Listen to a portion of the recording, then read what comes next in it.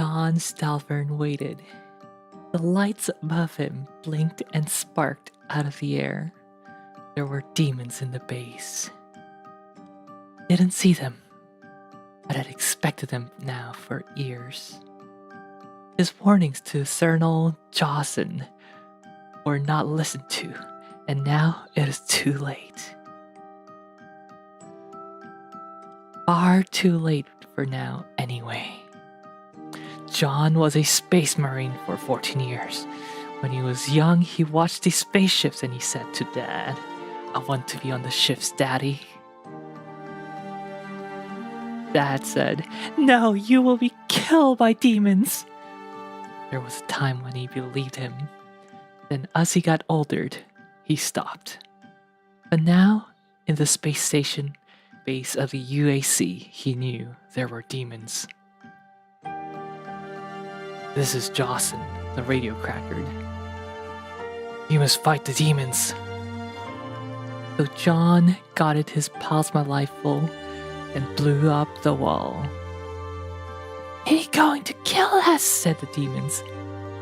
"I will shoot at him," said the cyber demon, and he fired the rocket missiles. John plasmaed at him and tried to blow him up, but then the ceiling fell and they were trapped and not able to kill. "No, I must kill the demons," he shouted. The radio said, "No, John. You are the demons." And then John was a zombie. Riha! Infinity KDS, it's an Alpha Ria, Rhinus Riha! Welcome everyone. And then John is a zombie. Welcome. My favorite Doom fanfic! No, I think this one aged like fine wine. But no, this is not my favorite fanfic. Repercussions of Evil is still good 20 years later.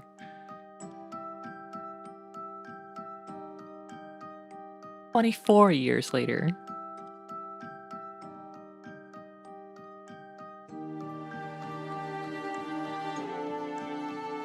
Change the background music.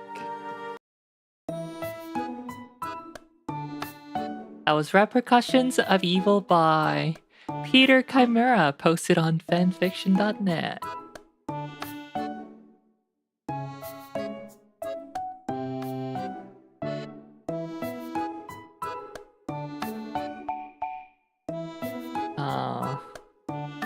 But my favorite fanfic is Ad Break. No, I'm kidding. Ready for the Majora Mask creepypasta.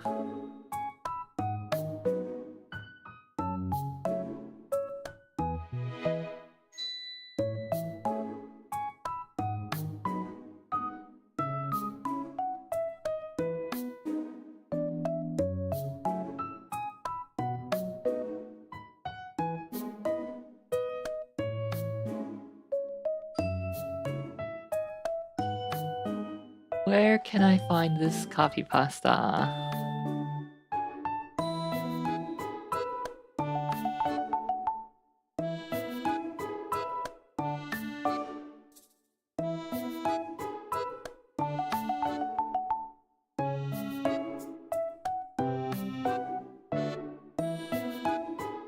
I don't know if I've ever seen it.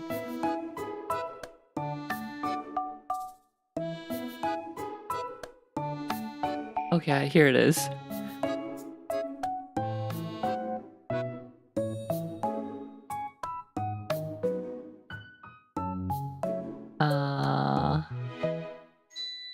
Oh, I don't have that creepy BGM, but I'll just put the previous BGM on. Yeah, Band Drowned. So, I don't know if you guys are too young to remember Game Sharks. I'm not even sure if they make them anymore. They were this cool little thing that you could plug into a game console and use to hack the game and discover cheats. My buddy still has one for his old Nintendo 64, and we still like to mess around with it sometimes. I found a used copy of Majora's Mask the other day, and I realized we'd never try to hack it, so I dropped $5 on the cartridge. Last night I called up my friend, grabbed a case of beer, and went over to his house for some sweet drunken retro gaming. Where's a real Rielle?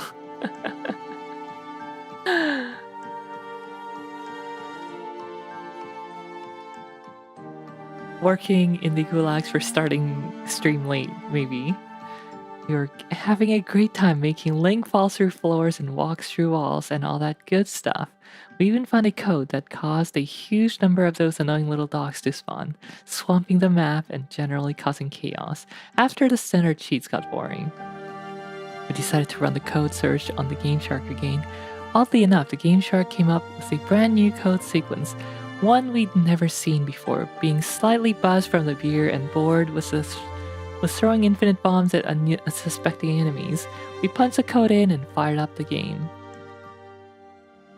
Game Sharks has a tendency to cause minor glitches, so neither of us was very surprised when the game completely skipped over the menu screens and jumped directly into action.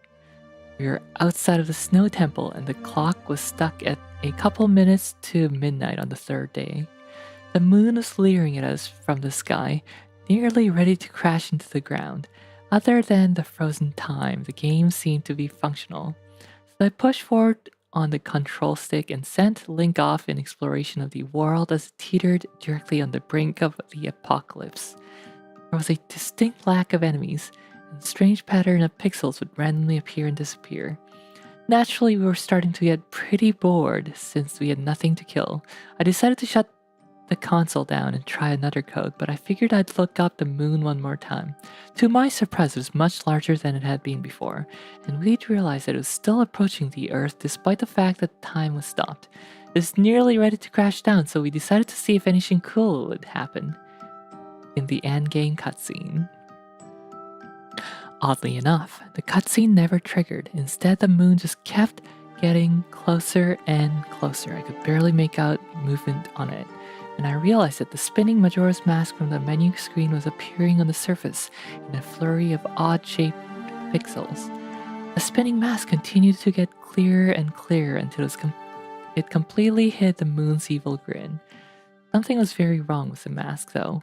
It seemed too well animated for an image on a Nintendo 64. The lines and details were very clear and the colors were far too vivid. As the mask spun around, the eyes seemed to follow me, staring directly at me. I was hypnotized by it, and I sat there, beer in one hand, controller in the other, unable to look away from the screen. Every extremely disturbing images began to flash across the TV screen as the moon continued to approach. Everything appeared to be on fire, and quick glimpses of the poor innocent animated characters of the town showed them dying extremely gruesome deaths. Majora's Mask completed one final rotation and stopped, staring directly at us. A gnarled hand came up, slowly pulling the mask away, and underneath was the Skull Kid. A horrible expression of agony and pain burned on his face.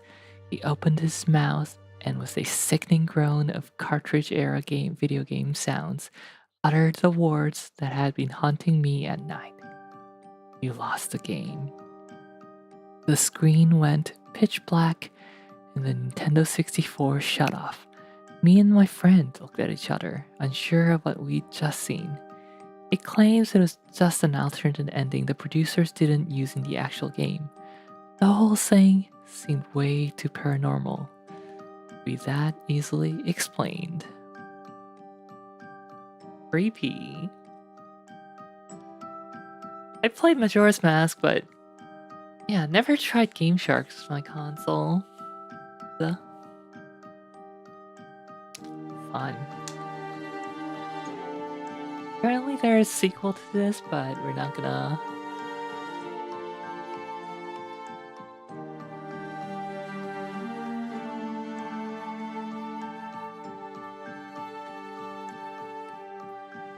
Okay. The band round one is another creepypasta.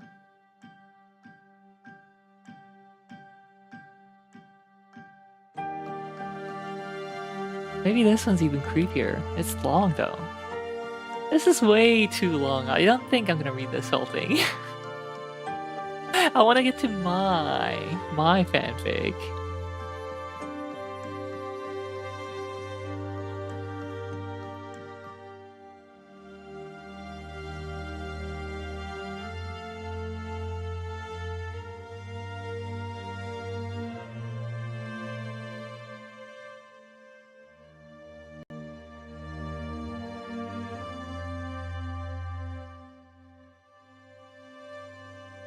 September 7th, 2010, though. Post number 1 is from September 7th, 2010.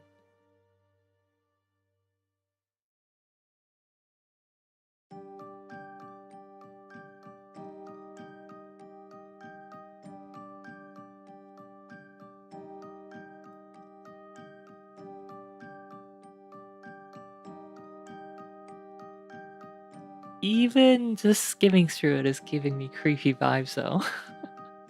This might be fun for another stream.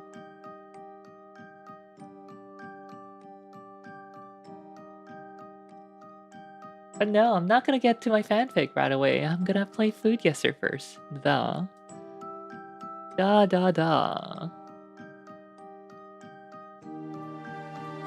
Priorities.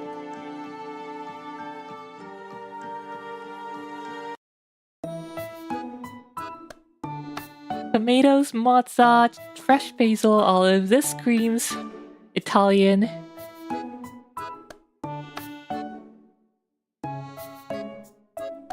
This is the most Italian thing ever. Caprese salad. I love caprese.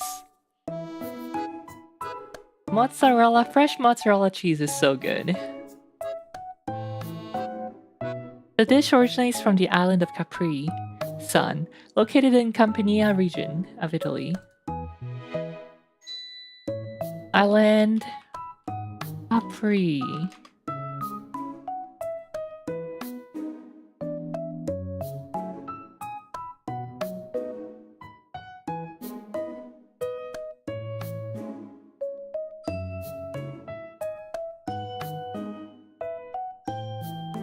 Okay, it's very close to Naples.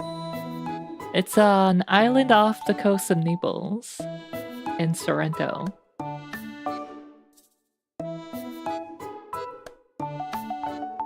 Capri Sun mentioned. I like Capri Sun. One of my favorite sweet drinks.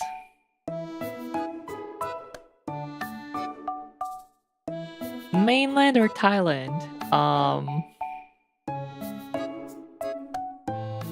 The bootland. Italy shaped like a boot? Yeah? Okay, never mind. Duck, lemon, ginger, garlic, duck. Okay, China. Soy sauce, sugar, salt, sesame oil, rice wine vinegar, scallions, chili peppers, star anise, coriander.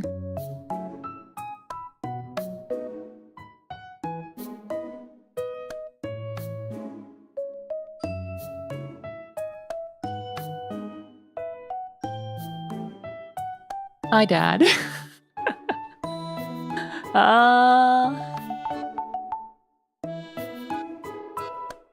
Actually, I don't know if China's big on coriander, so... Southeast Asia, maybe.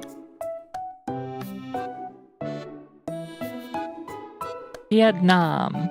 Borders? North? It is China. Lemon duck.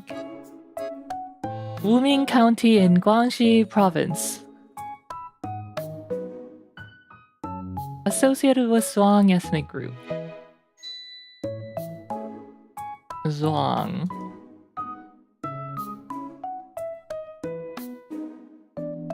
The mainland was right. Are Thai-speaking ethnic group who mostly live in Guangxi Zhuang Autonomous Region of southern China.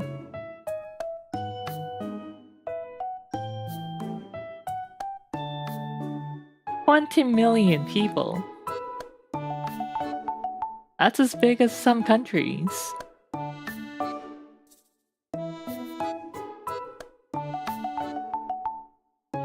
What is that, 2% of China's population?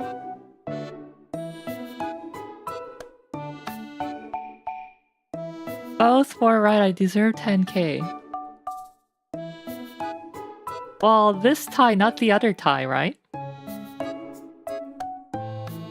Pretty sure the tie here is different.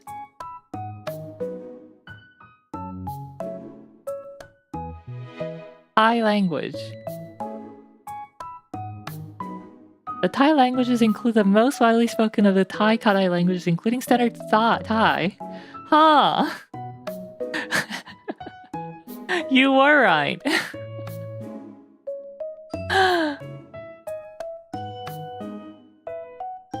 Laos, and Myanmar Shan language. So they're all related. Wow.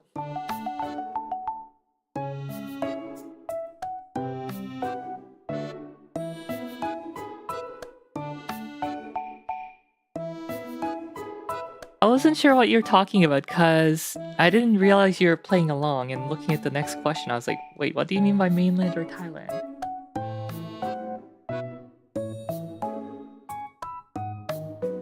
Huh?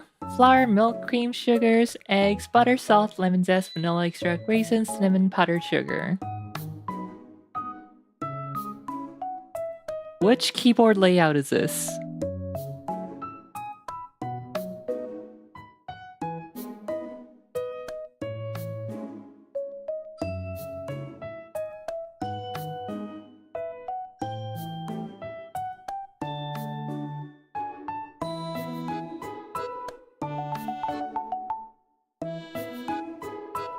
That's arrow keys. I was hoping to see the printing, but no, it's way too blurry.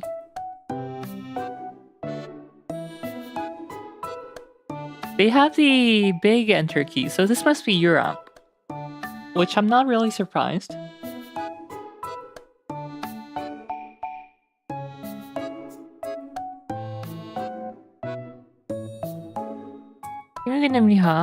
Yeah, the big enter key means it's Europe.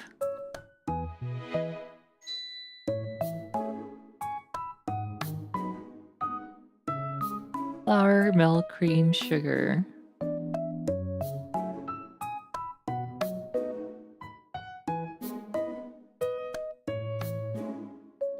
The French wouldn't bring a laptop to a table, would they?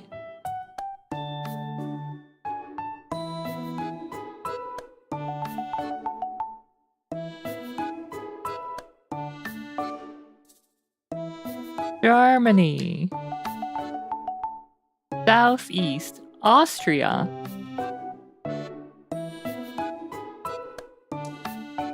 Milk cream strudel. A custard is French coated, but it is Austrian.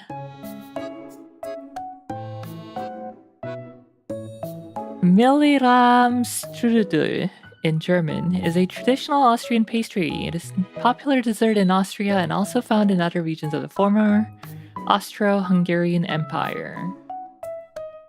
Soft, creamy filling primarily made from milk, cream, eggs, and sugar, and breadcrumbs, encased in a delicate, thin pastry dough. I would like to try it.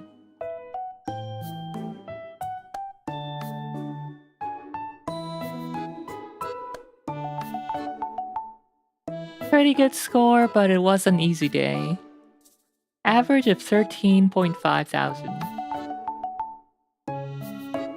Top guess China. No!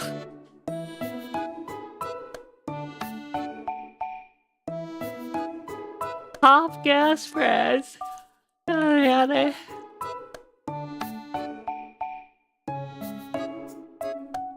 Fiji.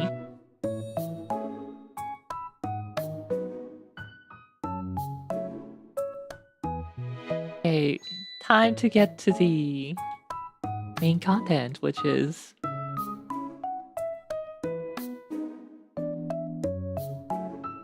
do I have it open?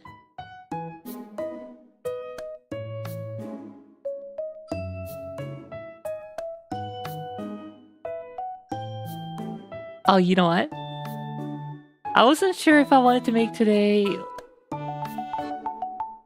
or I was considering possibly doing like a reviewing famous internet literature today instead of just reading solely my favorite fanfic. But then, yeah, I would need much longer time to prepare for something like that too.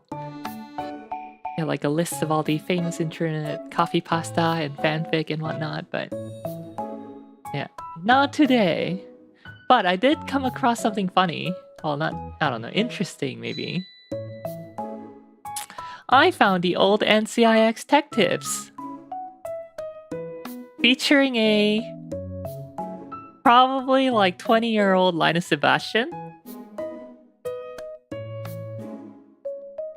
Maybe not even that.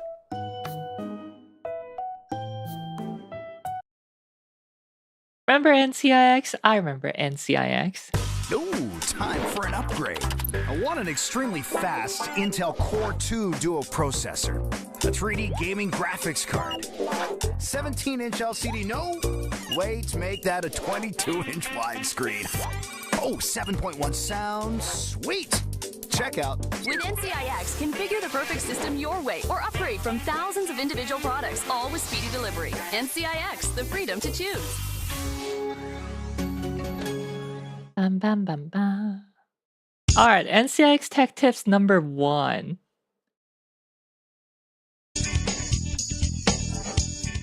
Hi, welcome to NCIX Tech Tips. My name is Linus Sebastian, and today we'll be looking at the Sunbeam Tech 2. Oh, he's just a little guy. Replacement for your Intel stock cooler or your AMD stock cooler on your CPU, allowing for better cooling and higher overclocks. Included in the box with the Tunic Tower is the tower heatsink itself. I actually remember this heatsink. A fan speed controller, and mounting hardware, as well as some thermal compound. For a closer look at the Tunic Tower, you can see that the Tunic Tower uses a very long... What else? Water cooling essentials, upgrading your memory, NVIDIA SLI 2.0 launch.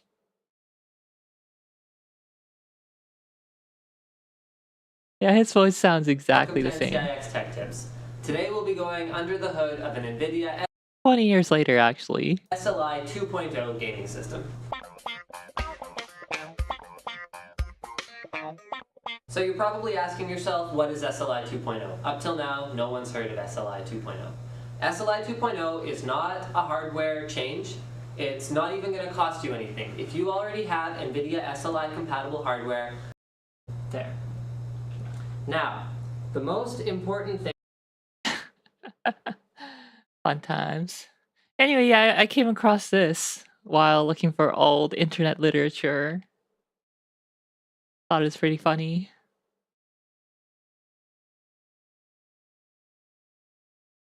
But today's main content is not that, it is TohoProject.com.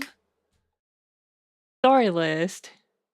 Title, The Game. Y'all just lost the game yet again. Started 2009, September 19th. What does NCIX stand for? Netlink Computer International something, maybe. It's Netlink Computer something.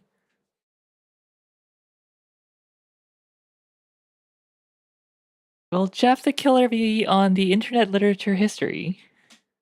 Twice in a day. The X is silent. Yes, you lost it. Too many times already. Here we go.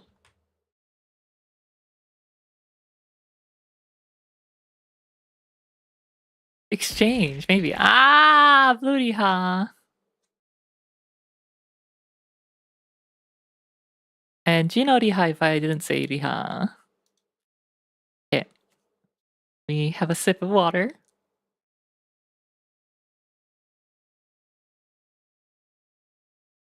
Riha. Do this.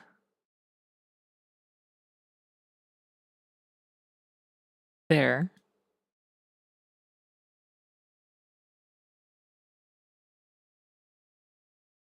Ahem. The Game by Fell, 2009, September 19th.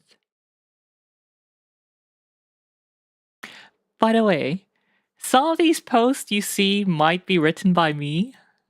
I don't remember, but I remember posting in this thread. Because this is a CYOA. It's a choose your own adventure. Well,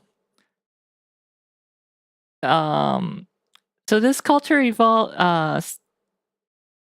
this Toho fanfic CYOA, aka LA, limited adventure fanfic started on JP, but eventually got banned on JP because they became too numerous, I think. So yeah, it moved to places like tohoproject.com. Some other Toho related contents moved to Bunbunmaru, etc., etc. Posts from when Rielle was a young girl. Young, huh? Yes, yes.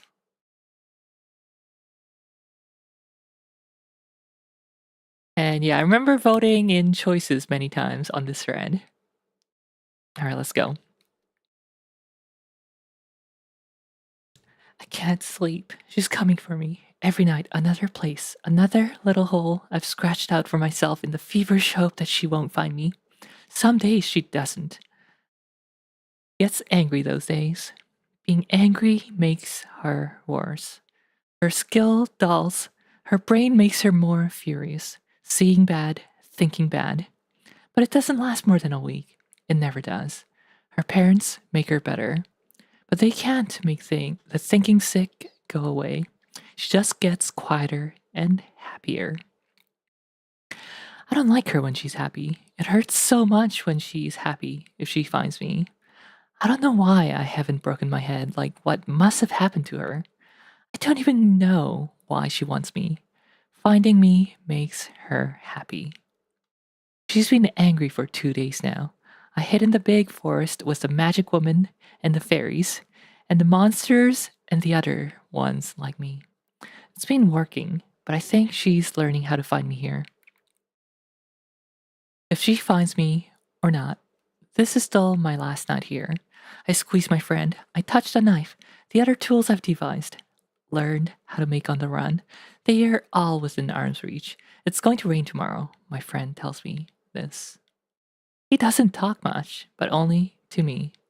Maybe that's why my head isn't broken. Even if it's only myself, I have his smile to talk to. He's very good friends with everybody, even her. She gives him a place to watch when she has me. But he always turns away. I know he can't help, and he knows he can't help. He at least gives me that. I wake up. I bite back the scream that almost pushes its way past my lips like it does every morning since she began coming for me. It's so dark out, I'm not safe. The vigil is taking its toll on me. Getting my breath back under control, my eyes dart left. Right. I'm not in her house. Still outside, still in the roots. My friend waits beside me. I squeeze him reassuringly. It must be a few more hours until dawn. I have to make it that long. I can't do it. I can do it. I know I can.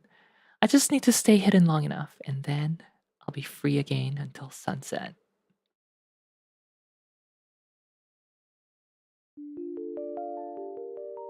Almost free. I don't know why she's doing this to me. She wants me. Me and only me. She never tires of me. It never grows old. Even when I can't move anymore and my throat is raw. Especially then, she looks so happy, so warm. She's so broken I want to cry. I want to cry for her, and I want to cry for me. Something happened to her, and now she's making things happen to me. I can't cry right now, I'll cry later.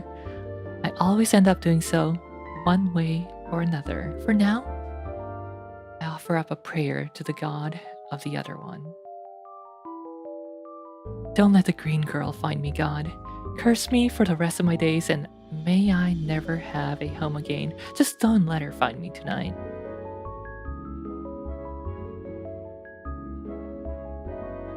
So yeah, Toho enjoyers might know what the characters involved here are already.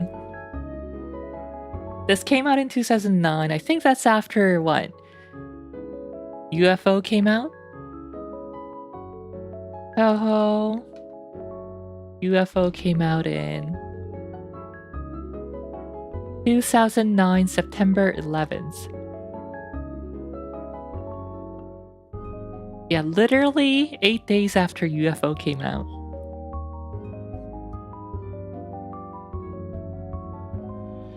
Time to do dishes to Rielle 4chan storybook ASMR on my TV.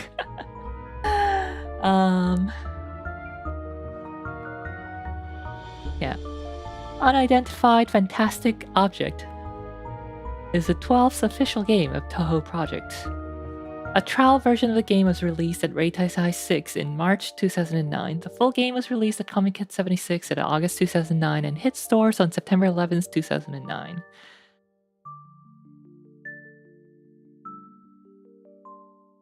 And I think this character was part of the demo.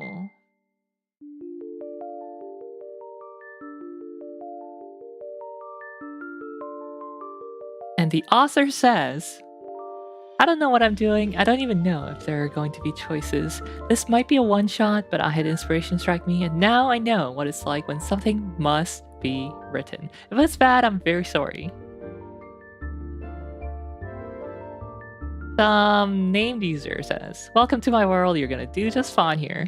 Can't decide yet, I always judge new stories after some updates. Even if they're shit, it might give the writer more time to improve. Interesting start, I could read this.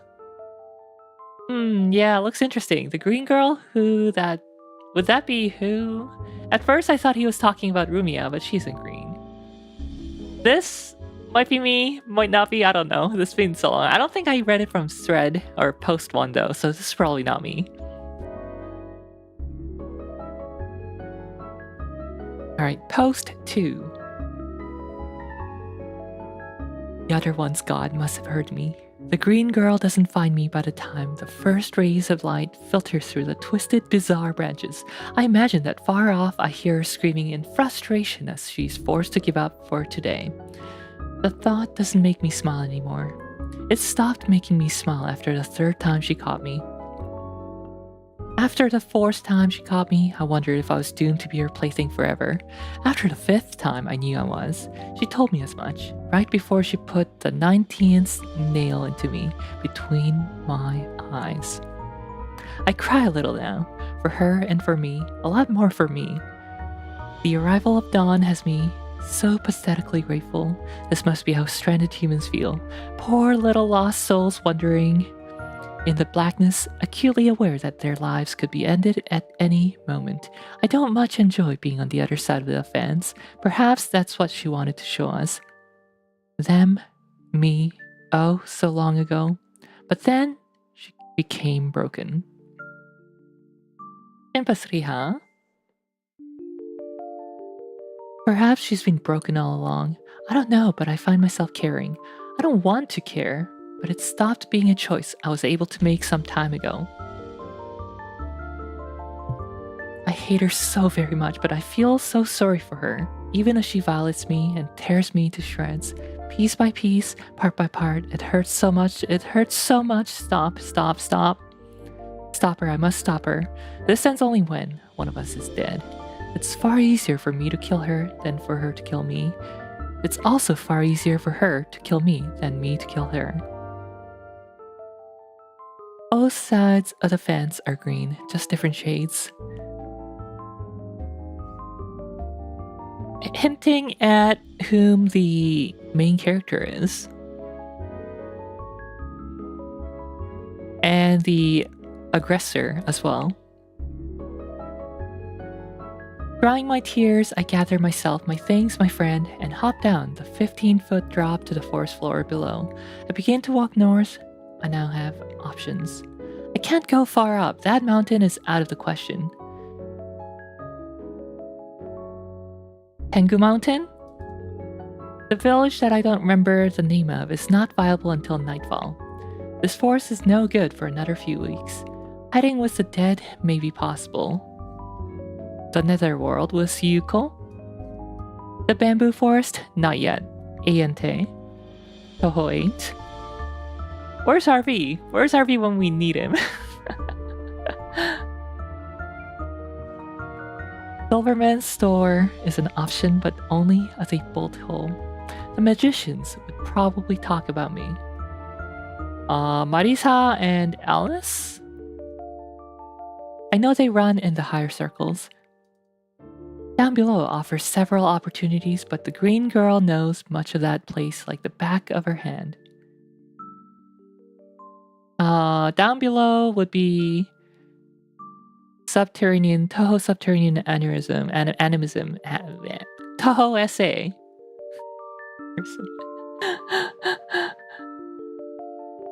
Elsewhere would be a dream come true, but I don't know how to get there on my own.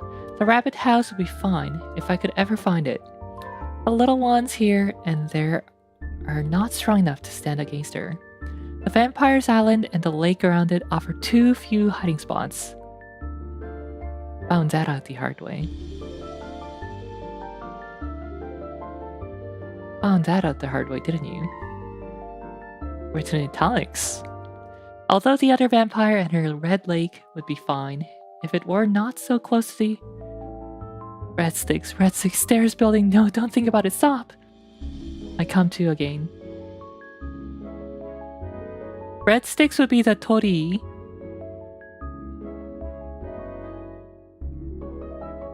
Stairs and building. Mountain of Faith? You reading Two Who's? Yes, I'm reading Two Who's. This is all like Toho reference right here. The human village. The forest. Toho 8. Toho 7. Hiding with the dead. The bamboo forest. Okay, no, that's Toho 8. I don't know which forest this is. This forest. Silverman's store is... what's his name? Anyway, I come to again. There's a familiar searing pain in the small of my back. I'm on my hands and knees, panting hard. My skin feels cold and awful and clammy from the sweat that's broken out. Shuddering, I close my eyes to stop my vision from swimming. It barely helps. My friend is on the ground next to me, looking up at me with a worried smile. I hug him close and reassure him that I'll be okay in a few minutes.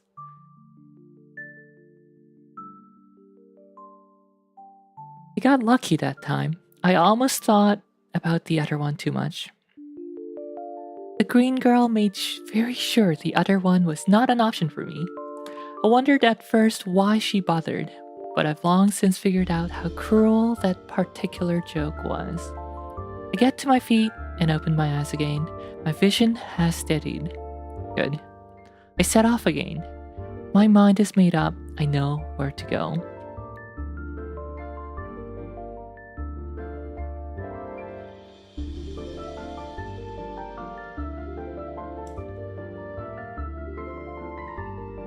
So yeah, the dead, the world below, was the two choices that we were given by the author.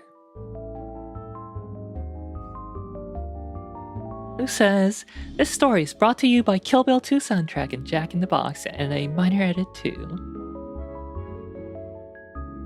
Samanon votes The Dead. Like always, The Dead had all the answers. The Dead. Sounds like the green girl might be Psycho Sanae if we assume the other one means Reimu.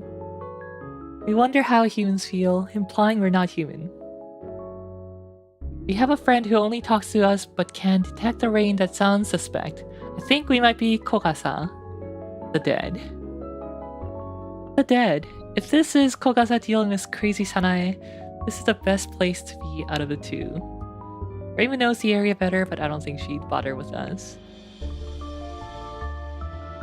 And some Sanae named user says the world below. This always.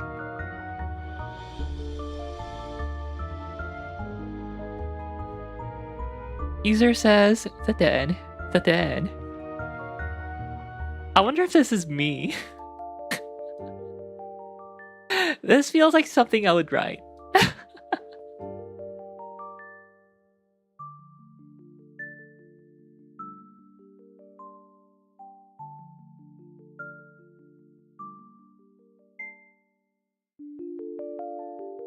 Was gonna ask, did you write these? No, I did not write. I'm not... Well, no. And I've never written fanfic before.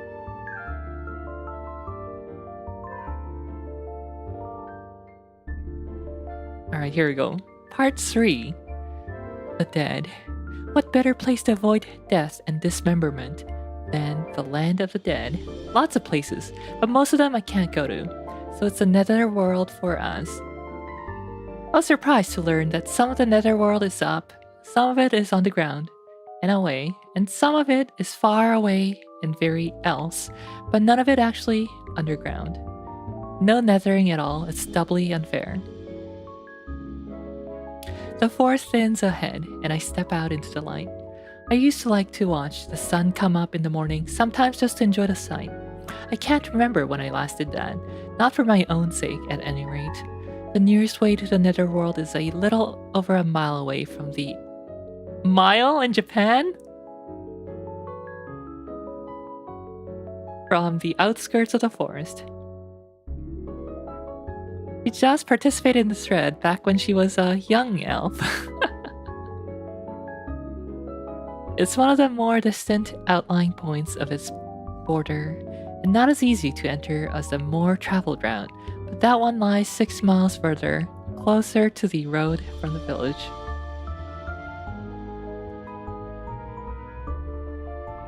I walk across a lightly grassy field, intent on reaching my goal. It's still early enough that I'll likely not be spotted. Green blades and occasional flower brush against my ankles as I make my way across. Using the wrong measuring system? That's an American author.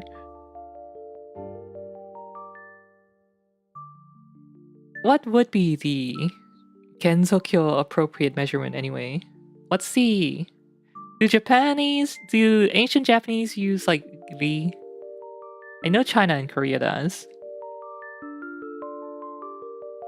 That's 2 ri away. Reach Japan finally adopting the imperial system. The measurements.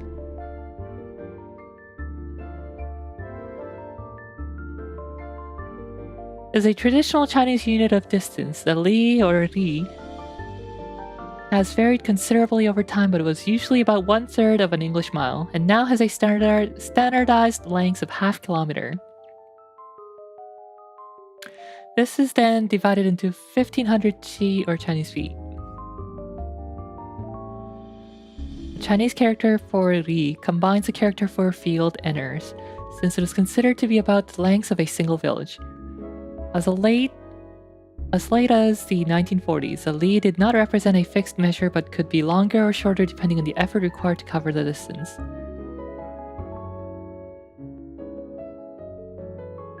How many of these are in a Rielle?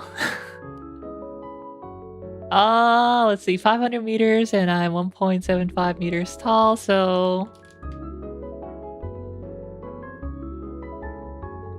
286 of a ri in a Rielle.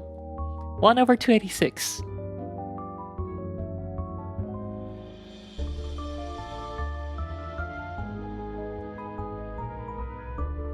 So yeah, this should say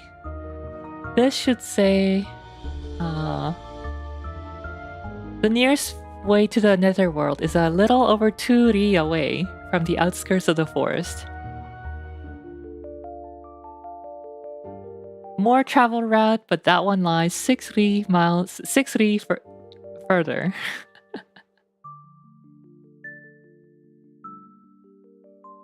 Wow, 175 Rielle is short for an elf. I know, right?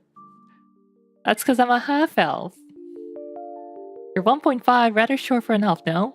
1.5 would be very short for a half elf too. I can't believe she's 1.25.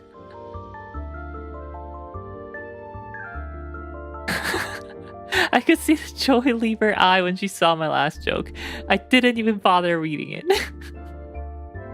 WTF is a kilometer. Murka.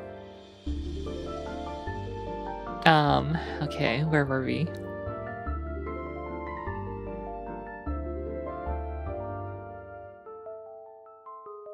I think the author is still a pretty good writer, even after all these years, you know? Green blades and the occasional flower brush against my ankles as I make my way across. Any other time of day, I would worry about being noticed. I'm not a criminal or anything, and it's quite likely that nobody would think twice about seeing me. Perhaps they might even fly down and chat with me. I can't take that risk, though. I don't want anybody letting the green girl know where I am, where I've gone, where I'm going, how I was doing, anything, nothing. It makes me wonder if she tracks me. No, I know she tracks me, or rather hunts for me, but does she study my movements? Does she have some kind of elaborate map in her room? Up there? Perhaps she has little pins in the map, marking where I go, and green pins for her. 2 kinds of greens she'll need to tell us apart. More greener grass. The fox is on the side of the fence, but the dog will dig through or hop over. It's not a big dog. It can't knock the fence over. The other one can knock the fence over, I'm told.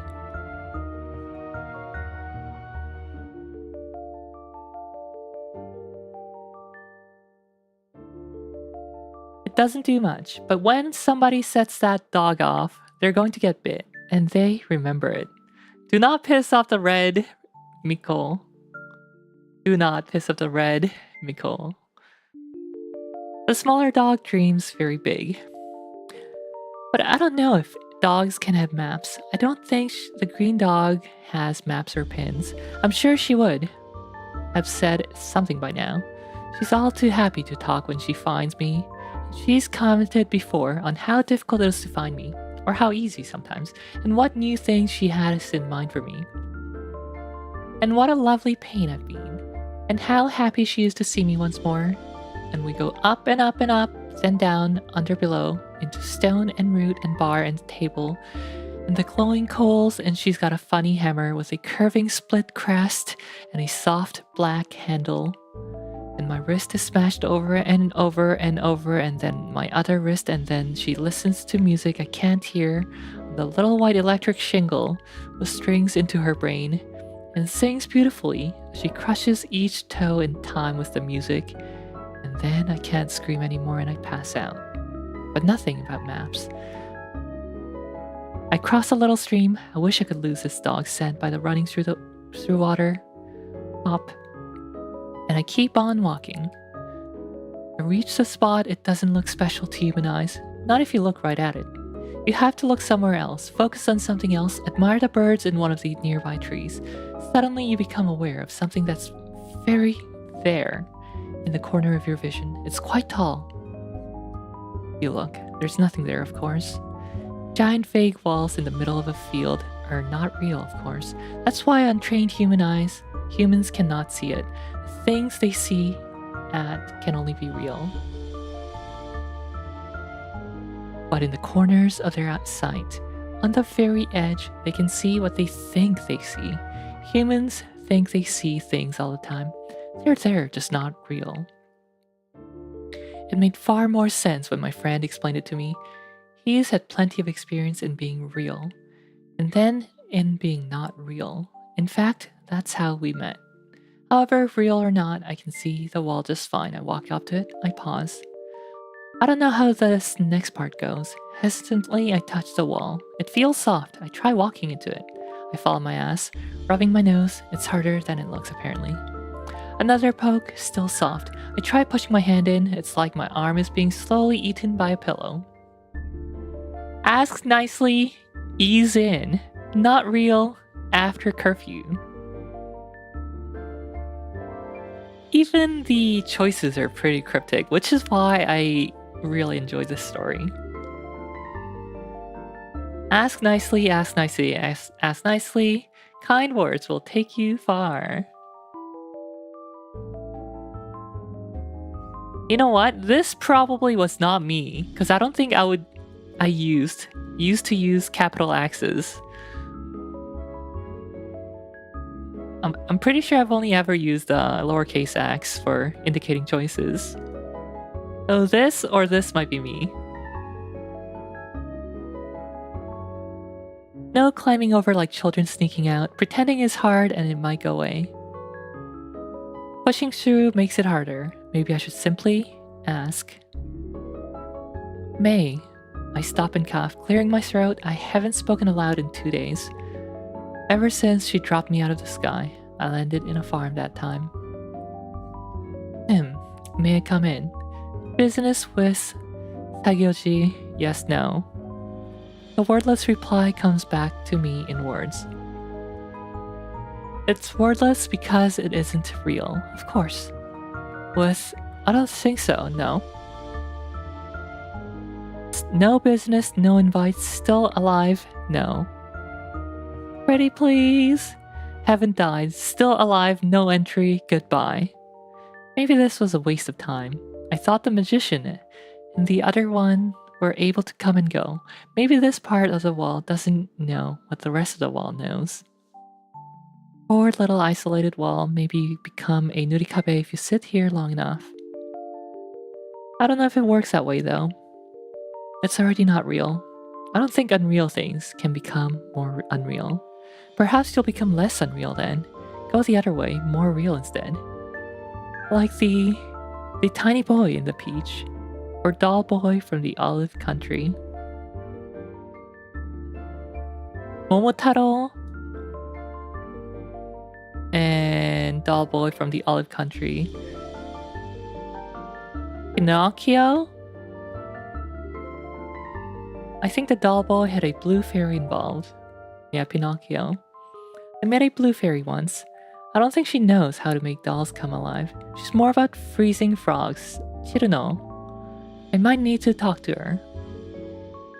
My friend steps in at this point. He wonders if the wall might not respond to a more serious discussion from someone who's been alive and dead and real and unreal. It sounds like a good idea, and so my friend touches the wall. It's silent for a minute.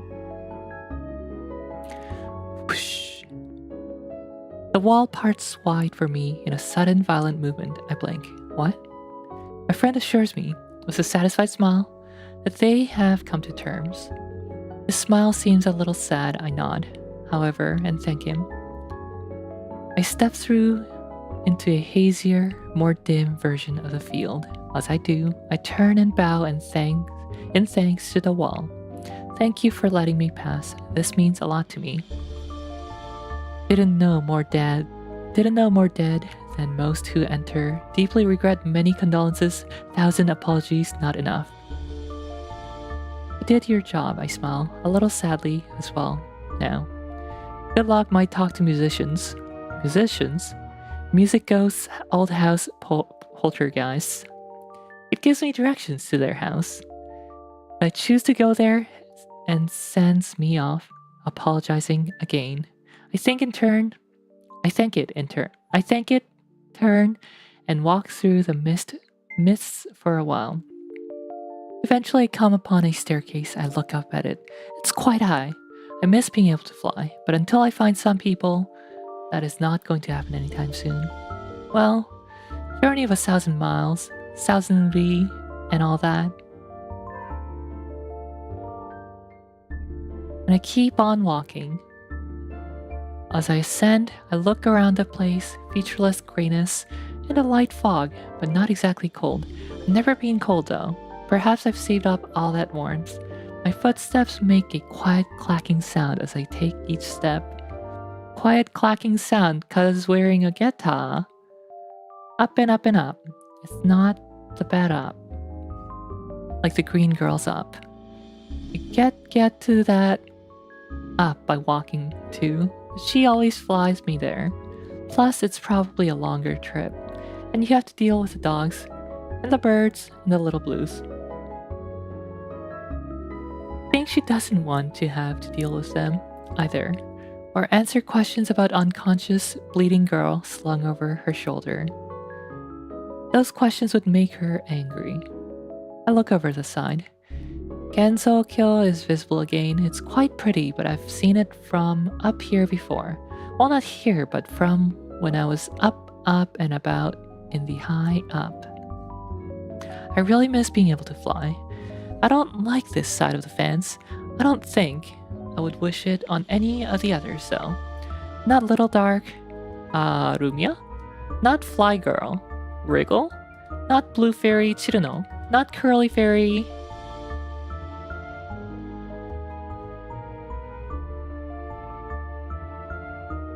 Who is that? Not Extra Bird.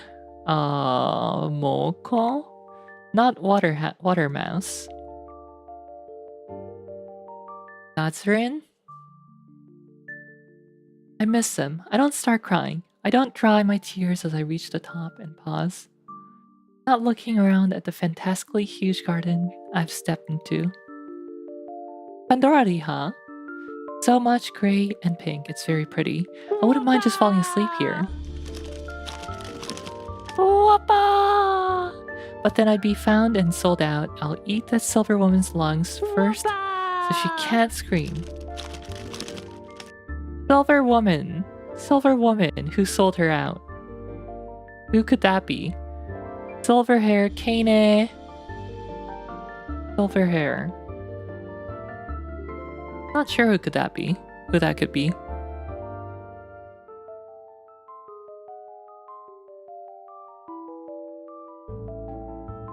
But then I'd be found and sold out. I'll eat that silver woman's lungs first so she can't scream.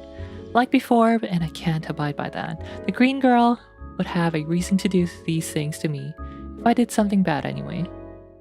Footsteps sound from a ways off. They're coming nearer. Nonchalance, hide, run, tree, surprise. I'm amazed and pleased this is being read. Not the story, of course. This note.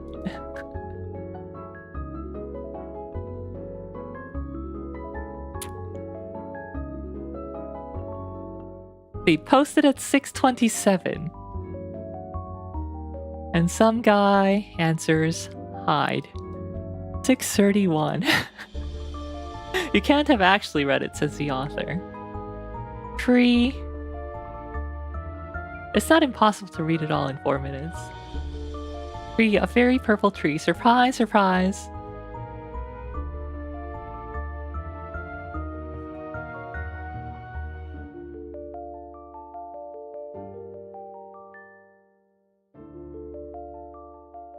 The correct option isn't winning yet. Hide, surprise, tree. Maybe he wanted the surprise. The author wanted surprise. Hide. I know this place is supposed to be open to the public, but we are in the proper morning now, I think. So I guess I can't risk myself being seen. I don't want a repeat of the first vampire's house. Oh, the silver girl was... Okay, so this...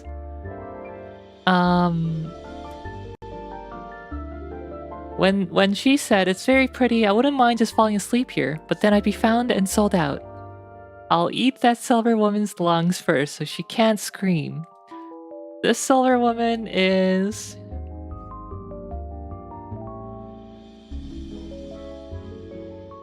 Kaguya. So Kaguya sold out MC to probably Sanae. Watching girl was nice, that's mating. But Silver Dog doesn't deserve the air she supposedly breathes. Brush these thoughts away. Shh. That's her Valextree, huh? I brush these thoughts away. Shh. Looking around, I find not much. No, wait. There's a perfectly sized shrub. I duck behind it, and my friend hides with me. Both of us drawn up and trying to conceal ourselves. I can't see his face, but I know he'd be smiling at me. He's a really good friend. Footsteps are closer now. Step, step, step, step, step, step, step, step, step, step, step, steep, Two steep, sheer cliff face, looming right above the wall of the shrub, looking at me. Another silver dog faster than the first, already at her mercy. Shh, I tell her. She blinks. She wasn't expecting that. I feel a very good twinge from inside me somewhere. It's small, but it's there. She's a human, it seems. Something nudges my friend. A cloudy thing pokes him gently. Something nudges my friend. A cloudy thing pokes him gently. It's Yomu! Oh, they didn't save the images. Unfortunate.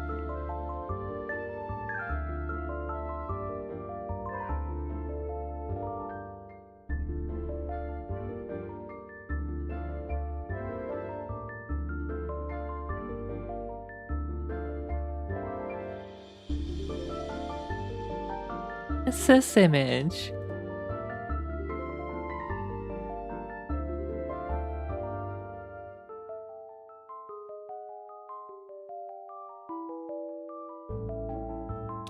Thinking faster now. Come on, see green traffic light, come on now. Think. She's about to talk, keep her off balance. Oh, perfect. I'm hunting. I leap out at the cloudy thing. I wasn't expecting this at all, but it's not human, so that's no good. It's soft. However, as a shriek from above me tells me she wasn't expecting it either, and along with it comes the accompanying rush. Not nearly so strong as to match the severity of a situation that truly merits such a vocal reaction, but clearly the gesture is unexpected. Perhaps she's not fully human, then. Balanced head, nice blue in the village was similar. Okay, this must be Kane. As was silver tinkering examining man. What's his name? Fascinating. I'm brought back down to me that does the most being me. And not the me that does the self. By her voice, agitated but being brought back under control. Professional and cool, like the silver bitch. Not uncaring though. She's rather quite caring. And she was ever so happy to oblige me in a little panic. How nice. Please do not touch my ghost half, Miss Visitor. She doesn't know me good. Refrain from such inappropriate action while visiting Hakugyokuro's outer gardens. She straightens up and composes herself. She's tiny, but seems like she could be dangerous if made angry. She's got a lot of green on, but not the same as the bad one. My name is Yomu, Konpaku Yomu, and I am the head gardener at Hakugyokuro and servant of Lady Saigyoji. May I help you? I don't think she gets a lot of visitors, looking as bad as I do. She's trying to keep that look off her face though. Tour, directions, roadmap, eject. William님이야. It could have been worse, it could have been better. I'm trying too hard and not hard enough. I think I'm beginning to understand. Calvin. Tour, roadmap. This protagonist has lost how many screws? How many screws? Tour. No, Anon, you are the yokai, Kogasa, unknown fairy. Balanced head, nice blue.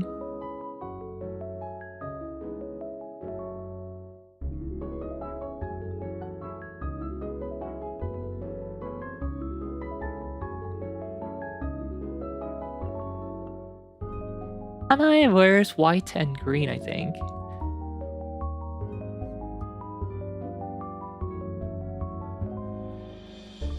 It's a real shame you didn't pick eject. Didn't lose any chance or anything, but it would have been a lot more amusing.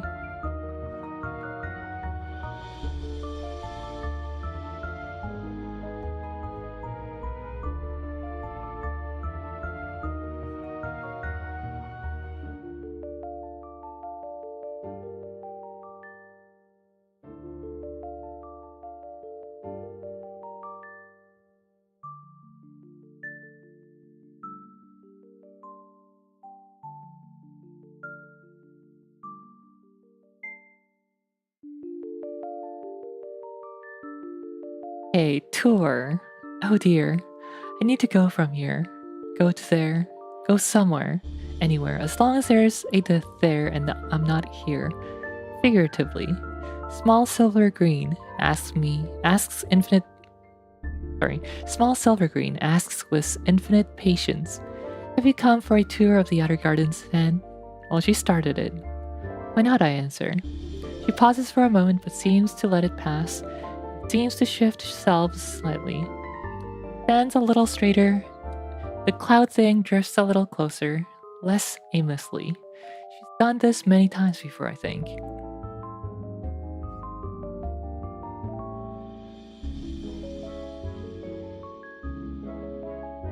Hakugyo-kuro is the residence of Milady Yuko Saigyoji Yuko, Princess of the Netherworld. It boasts an enormous number of cherry blossoms, many of which actually belong to a number of smaller sub-gardens that make up the whole.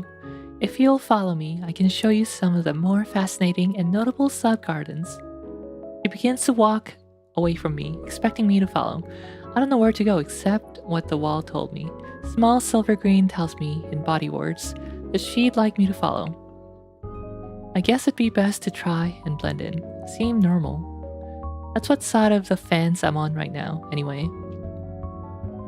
Best not to be seen hanging around too close to it, in front of other people. Small silver green looks back at me. Time for sea green traffic lights just look like the grass. I follow her. Step.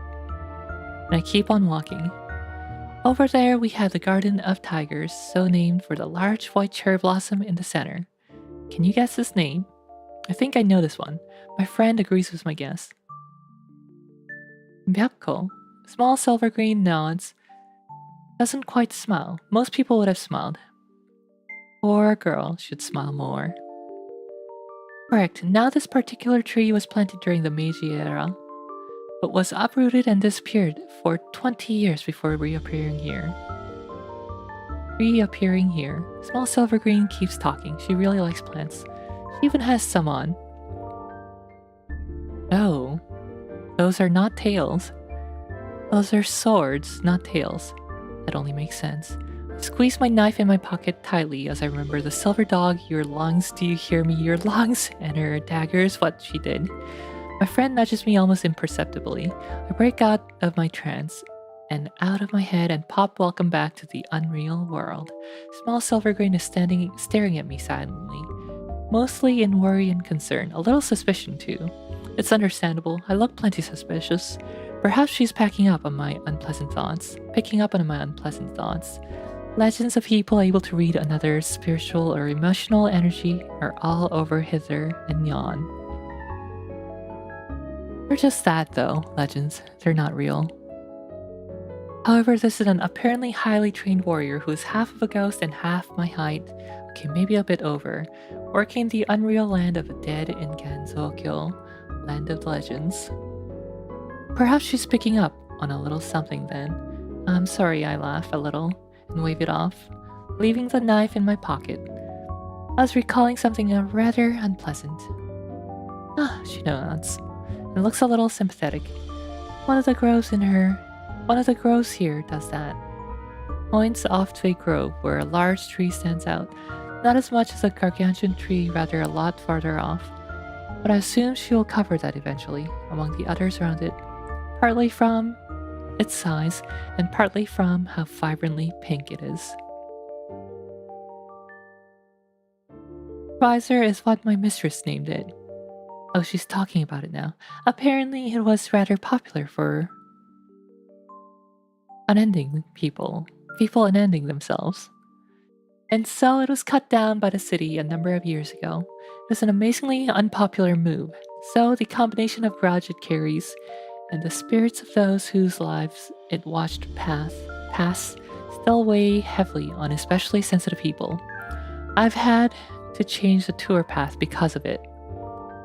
Small silver green looks at me curiously. Have you had a brush with death or seen something unpleasant lately, perhaps? That has been known to increase one's sensitivity to death. I almost laugh. You could say that. You could say that. And far, far, far, far more besides just that. I'm sorry then, she says. I hope you're well now. Far better than I was then, I reply. It's true. I'm not looking at the green girl trying to knot together a jump rope out of my intestines right now, after all. 36 jumps before it came apart. I was impressed despite myself. Eee. There's a truly tasteless joke about being able to stomach unpleasant sight that could be made here, but I'm the only one qualified to make it, and I don't think I will. There's a time for such macabre humor, after all, and it's not when my gut is tying itself in a knot. My friend groans suddenly and kicks me. I giggle. Small silver grin looks back at me, but says nothing and resumes her tour. She's used to my drifting, I think. We continue through the garden, and the rest of the tour takes another hour or two. It's about 10 in the morning now. And my mistress and I apologize to everyone. And my mistress and I apologized to everyone I caused trouble to during that incident, and we have maintained an open gate policy ever since. The rest of the world, she says, finishing up. And that concludes the tour. I hope you have enjoyed yourself. Do you have any questions about Hakugyo Kuro or the netherworld that I may answer? That's a silly thing to say. I don't know if she can answer or will answer or wants to answer and, sir. And swerve. Away from questioning. Wants to answer and swerve away from questioning. Doesn't seem to be so tricksome though. Nevertheless, roadmap, mansion.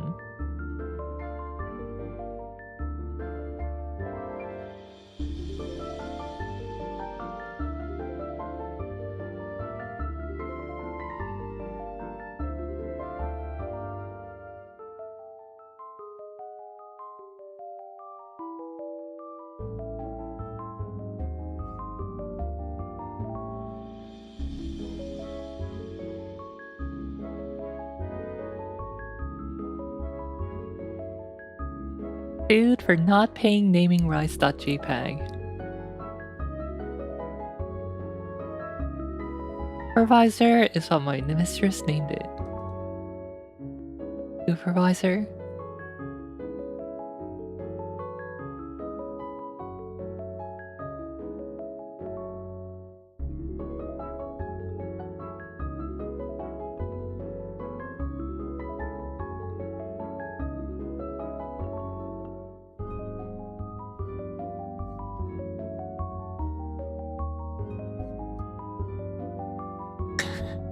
I may have done something bad here. When I said mansion, I was referring to the Prison River house, but I think many of you thought I meant Hakugyo Kuro. Our heroine is not asking for shelter here for the same reason that people don't generally ask after a tour of the White House, if they can crash for the night here. I am terribly sorry for the ambiguity.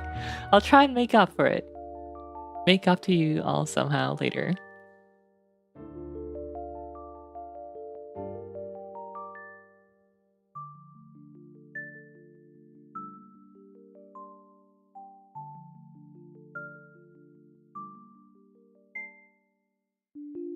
What matters is whether or not there's someone inside whose lungs you'll have to eat.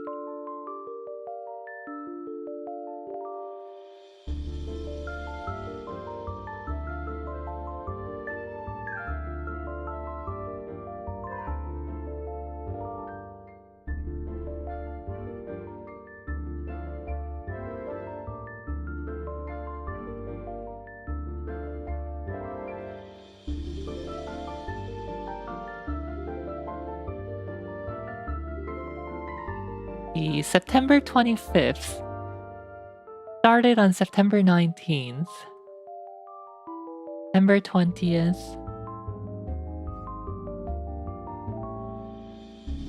21st, writing like a story a day, 22nd,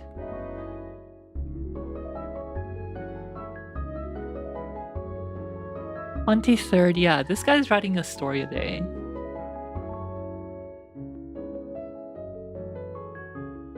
"23rd evening.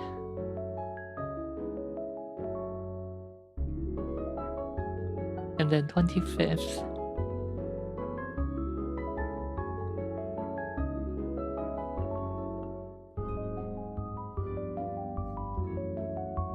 Mansion. Over the river and through the woods, but I don't think I have a grandmother. Small Silver Green doesn't know that, but she can probably guess. She would never guess, not in a million years, but because you don't wonder about such thoughts. If only I could hide in thoughts, the green girl would tear her grass out in rage.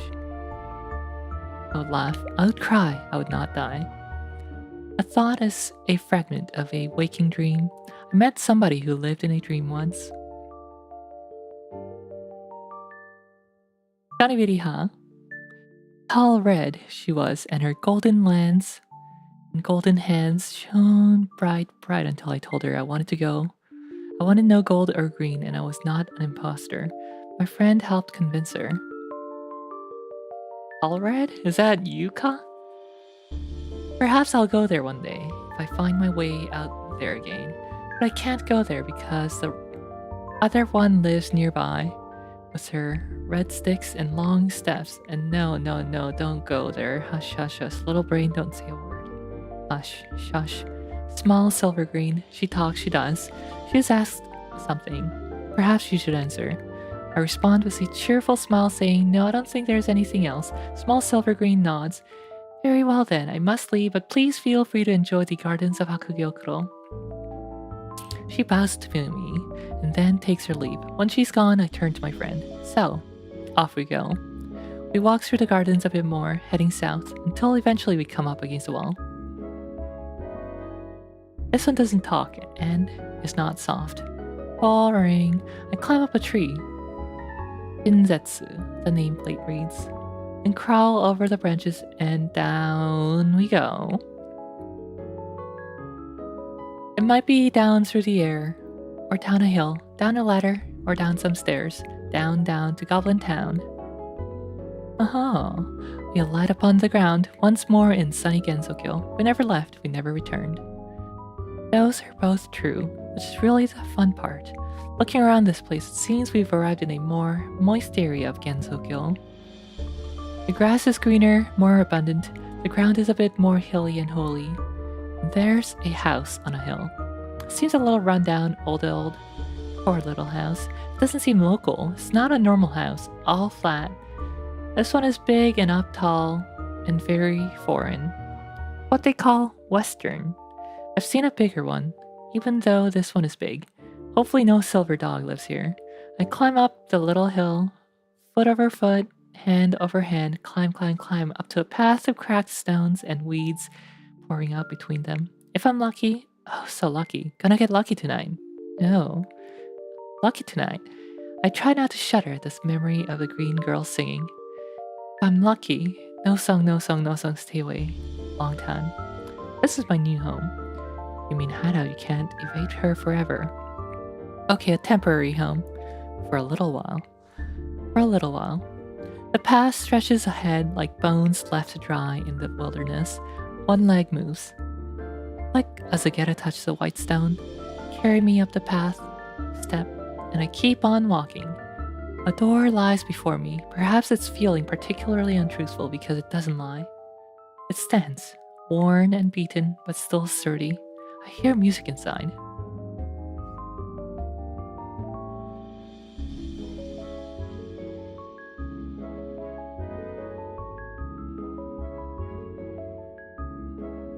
September 26th, after everyone but one person chose sleep.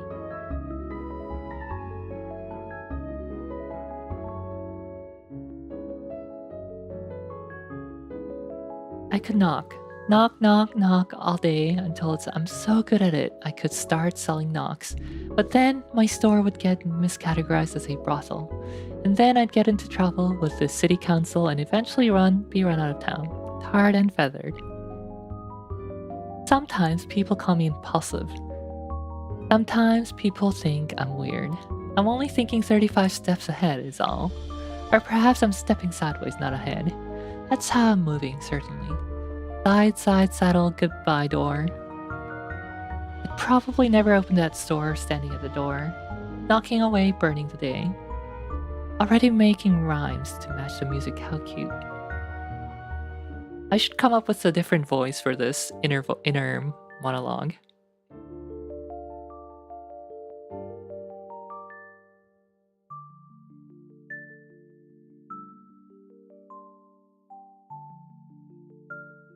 Ahem, Already making rhymes to match the music, how cute. Not with the racket they're making. They'd never hear me, and I'd be doomed to knock forever. I wonder if this has happened before. A Kageonna wouldn't be too surprising to see since it's a mansion of ghosts. Poltergeist. Poltergeist. Okay, but those are ghosts, right? Well, sort of. Alright, what's the difference? I think they throw things around and get angry. That's an abusive ghost then. No. Say, wait, what are you doing? I'm sneaking. Well, the inaudible single, double, imaginary talk happens. Didn't happen, Sting. I stepped away from the porch, back out onto the white path of earth's bones, click click. Can't go down the chimney, and being a saint wouldn't help. Besides, religion has left me a bad taste in my mouth. It tastes like blood and sounds like screams and smells like fear. It feels like pain and looks like a smile. Kind, caring smile, a gentle smile, a warm smile. Then you realize the warmth is the pool of blood you're lying in. Oh hey, that's my blood. So that's why I feel so cold. Nobody should be smiling at that. I didn't expect Viridian Inquisition. Not so stupid as to let this spook me for all of them, though. The stories I've heard about the other one boil down to her punching people in the face until some punchy said they'd stop doing bad things. And then they drank tea. Always drink tea at the end of Toho. It's got to be complete nonsense, I'm sure, but I admire its simplicity. Simplicity is nice. It makes things calmer and easier, more relaxing, more placid. Type atmosphere. This mansion is not simple, it's tall and complex and is far, far, far from calm. The tuba stops and the sound of a kazoo replace it briefly. There's shouting, some laughing, and all the instruments fall silent. I hear talking, I hear walking. How to get up on this balcony? Not very tactical at all. Wait. Not very tactical at all. I want my money back. Very funny. I heave myself over the balcony rail and land lightly. Click. And I keep on walking. Quietly. It wouldn't do to be heard. Footsteps going by pause. As I expected, this won't do. I hide with my friend. All tight, small, innocuous. 2, 1. Where did I go, I wonder? I had a lot of practice staying still. We hide in the corner beside the doors opening onto the balcony. I wouldn't fit there, but my friend hides me. Very comfortable. The doors opening onto the balcony become opening doors as they are opened. A pink blue pale girl looks out suspiciously. She takes a step out, peering around, looking this way and that. But the only way you can look this way is to look like that. Pastels are the key. A small frown. Hello? Nothing answers, not even me, but I didn't brang anything. Not even any girl's song. Can't brang within city limits. There's a law saying so. That's good for everyone, I think. A pause, more frowning. Aw. The house retracts her and she shuts the door. I wait. Good. Lay low, infiltrate.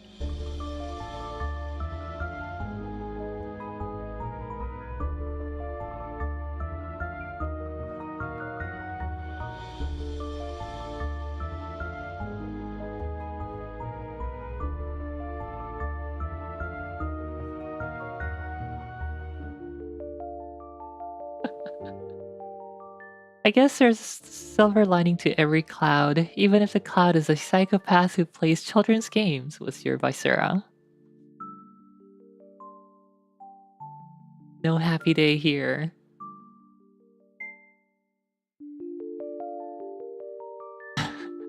Unzan has nothing to do with this. Retract your horrific libel at once.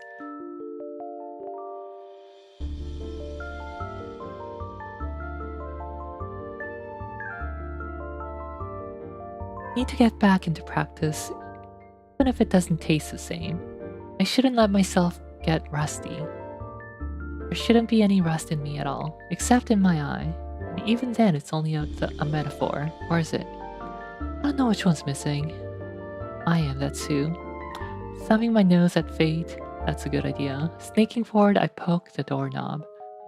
Feels old and clunky, a little familiar. A little familiar. Don't say lonely. But it feels well used, how odd. I turn it a little, I use a little of me to make sure it doesn't creak. It would have. It's haunted house after all.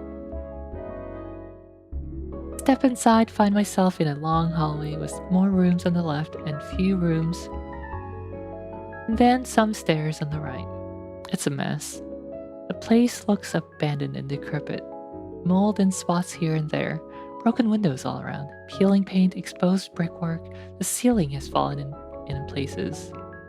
And yet, it looks lived in. There are little cleared pathways among the tile and wood.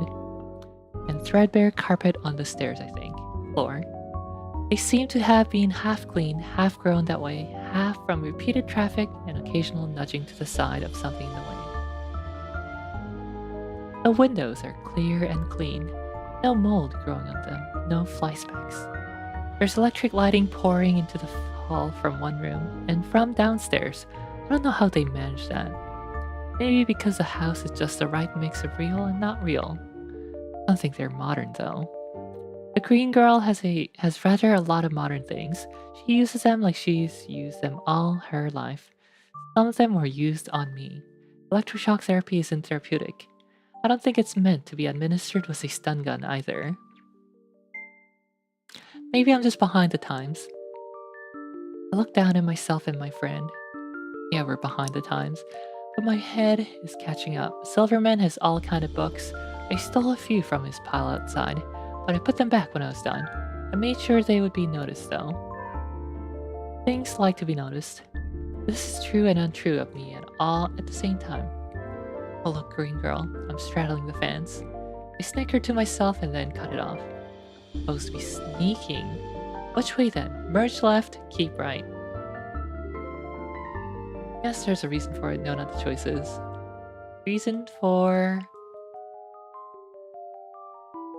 the image? No.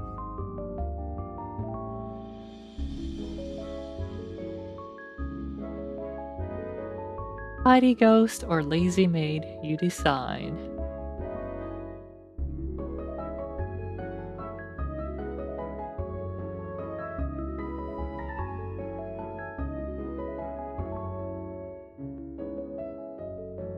I like how merge left has a right arrow and keep right has a left arrow. But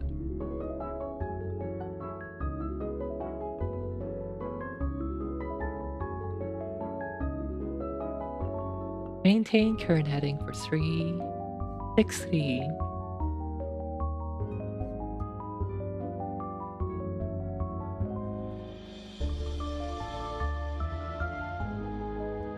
Merge left. Left is good.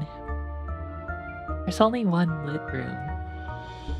Thinking is better than faith. The green girl might actually give pause had she heard me say that, or she would look at me funny and then cut off the other quadricep. Sometimes I really don't think she's on the side of the fence at all. Maybe someone used some bad fertilizer and now she's growing a little different green on the wrong side. The fence doesn't work like that though. Like the directions given by a thunder god.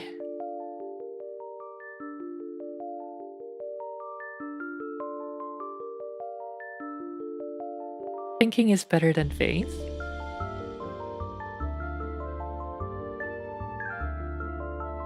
I What about Zeus?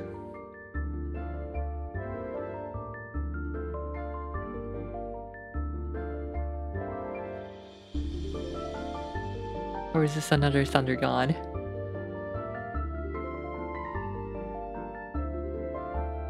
I think I just contradicted myself. It's a good thing there's nobody to see me do that.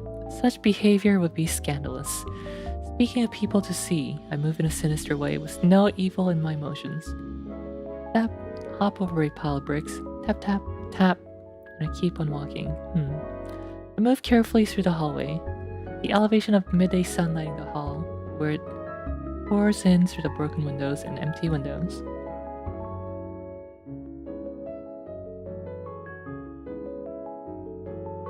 How do windows break if nobody's around to break them? This doesn't seem like the kind of place thoughtless little shites with no respect for property of others. I'm fond of clipping the little bastards across the shin. Back of the head sends a more direct message actually. Can't do it near their parents though. True. Would come as rocks and whatnot. Besides, nobody would disturb a haunted house with actual ghosts. Poltergeist. Whatever.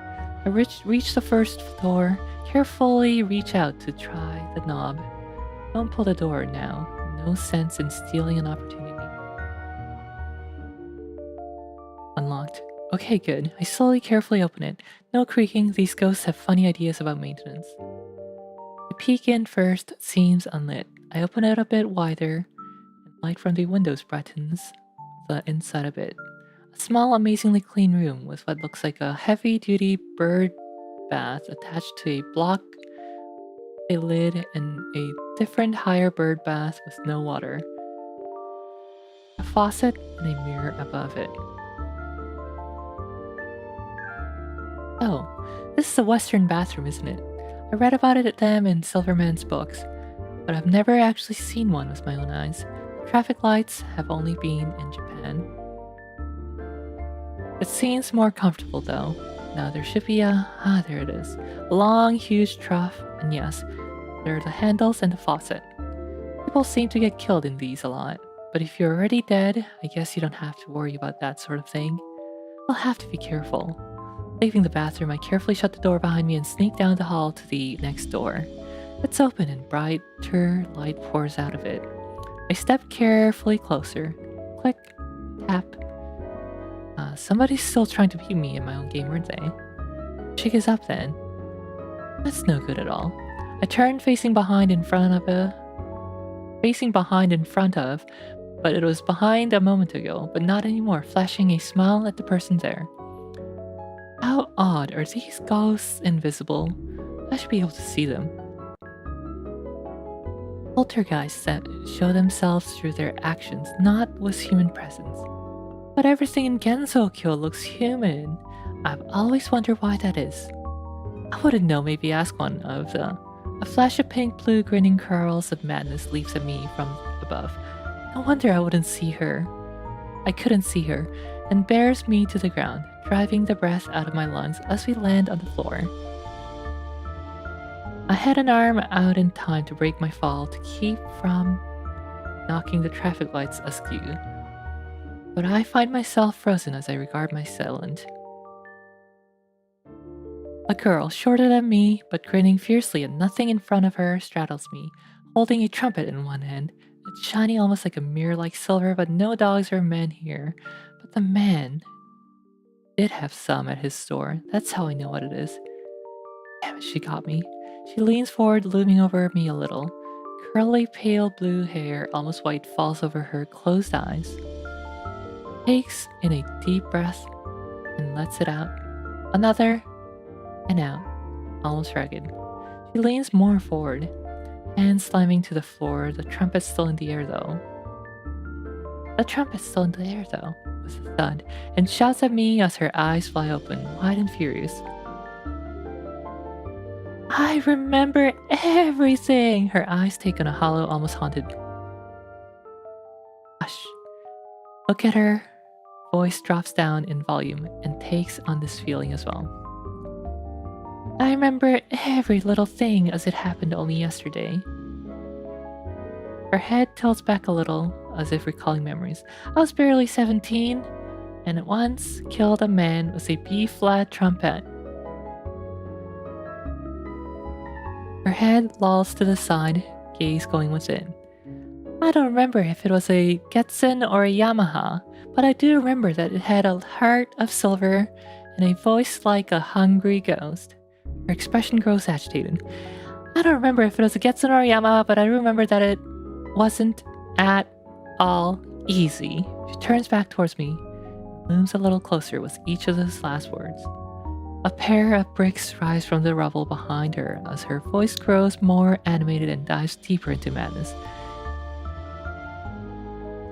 It required a precise combination of the right notes and the precise times at which to breathe. The 2 bricks are smashed back into the pile by an unseen hand as she shouts at the end of her sentence.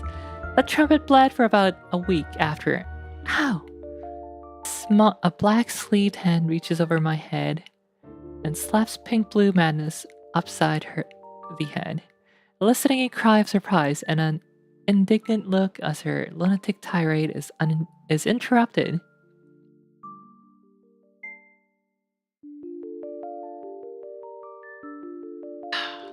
More Fujin and Raijin. Final Fantasy Raijin? You're bothering the burglar, Merlin, says a calm and entirely level. You're bothering the burglar, Merlin, says a calm and entirely level voice, assuming it belongs to the Black Hand of Slap. She's a burglar. I thought she was here to audition. Pink Blue Madness looks back at Black Hand of Slap, who must be standing behind me. I crane my head to look back at her. It doesn't involve herons or construction. That's an easy thing to do. She looks sort of like Pink Blue Madness, who rides atop me without moving, but goes in for black rather than pink. And shoulder-length blonde hair frames a serious face which holds no emotion. Aside from seriousness, she does it without looking frowny. Neutral, more like. She tilts her head slightly. We've already got one singer who does fine. Why would we have more auditions? I don't know. They both look down at me after a beat. Burglar? I don't even know her. Help me, she said before the green girl shoots me dead. Oh god, how did I get here? I'm not good with mansion.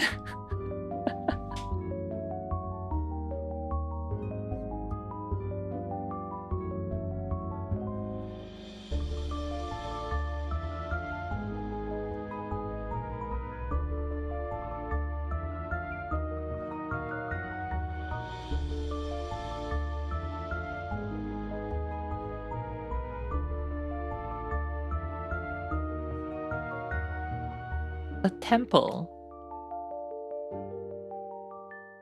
What, Byakuren's temple?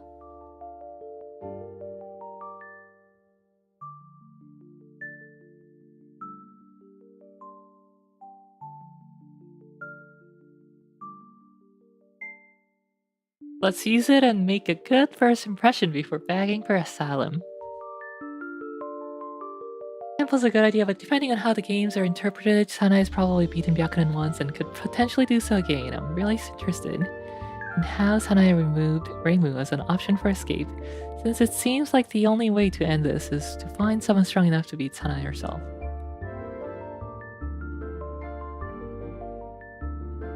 Reimu might not take fondly to weak yokai, since it's believed she's only friendly towards the strong ones.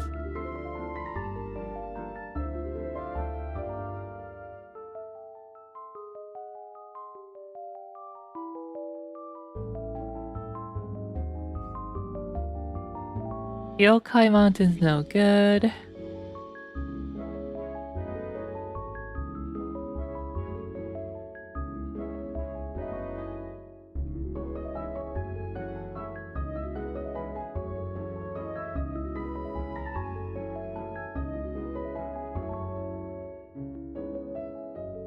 Two members of the Umbrella Alliance surely would be the best of friends.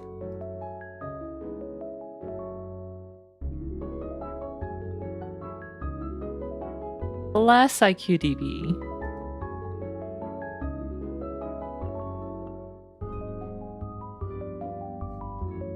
What could possibly go wrong? Remember the happy days.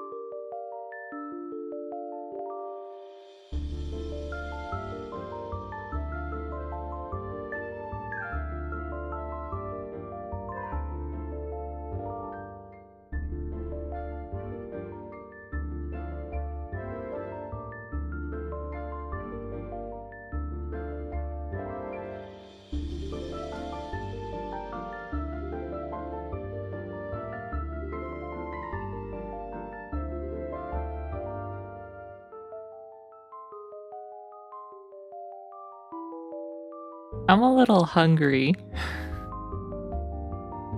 I'm gonna go warm up some pizza. So I'll be RB. Big Mac. BRB. Big Mac. Mozart pizza. Big Mac. Okay, BRB.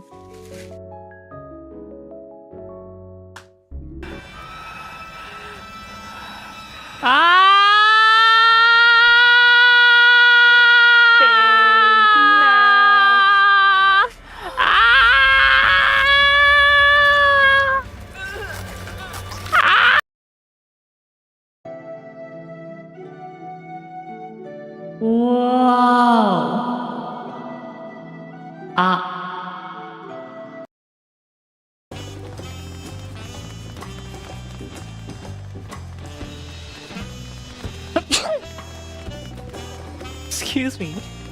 I thought I muted. Wow, that was fun.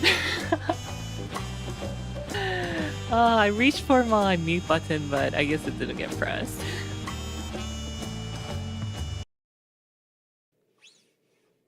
Tuning fork. Big Mac. Big Mac. Big Mac. Mac. Mac.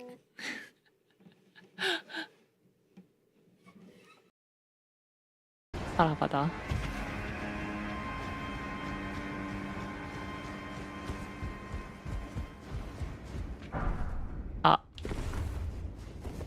I missed the grace. I have more to complain about my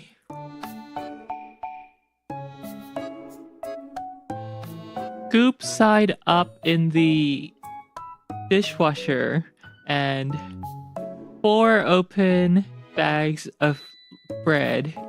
Housemate.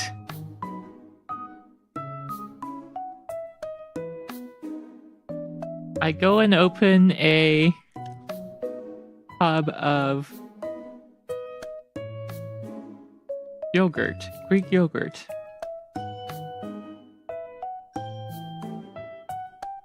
It's fucking empty. But it's in the fridge. I don't get it. I guess they're too lazy to wash it and throw it out. I got so mad at seeing that I just put it back right in the fridge. I'm like, I'm not dealing with this shit.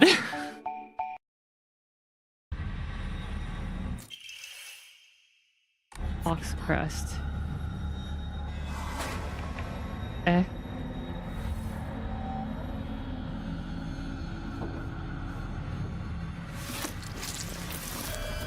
Ah!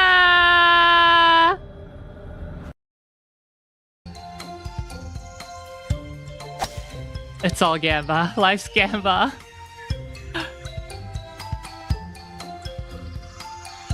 Ah. Ah?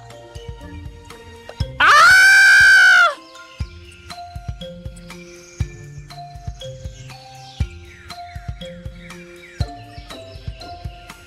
Tamara.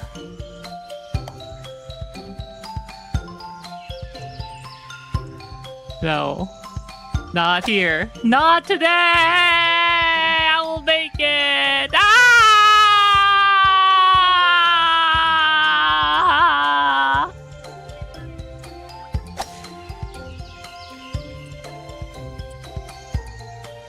Okay, Gamba. Ah!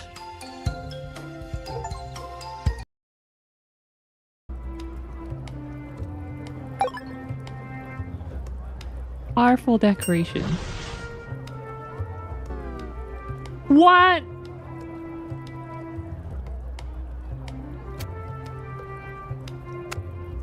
Huh?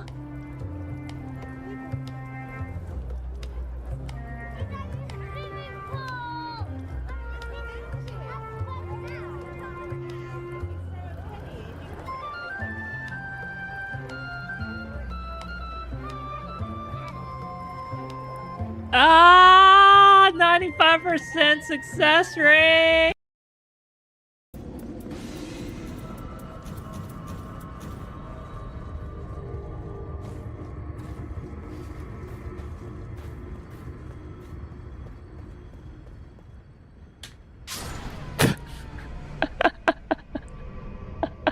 He jumped off.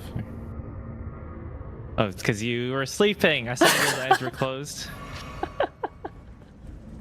Oh, yeah, I just bought a real. Waffle-like layers sandwiched together with a rich, gooey caramel syrup filling. This feels very IKEA.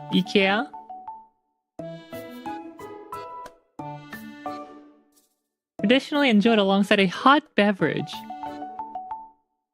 Yeah, getting cold country feel here. Netherlands trust. I'm gonna try Sweden. No!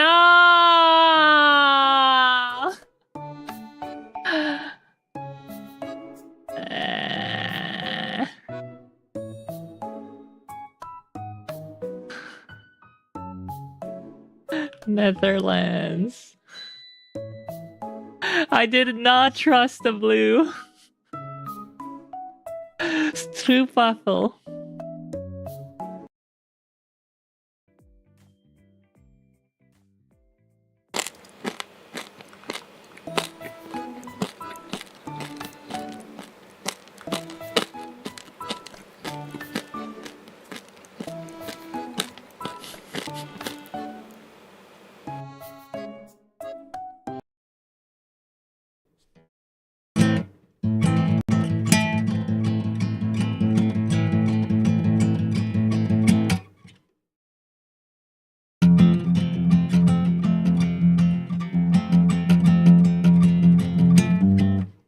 Chicken tender, ready for fry.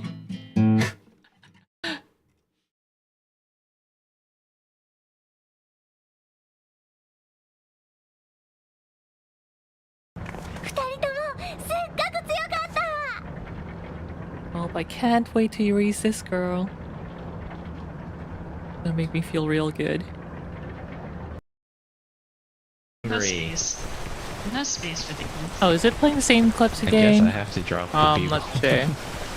No. You can drop the. You.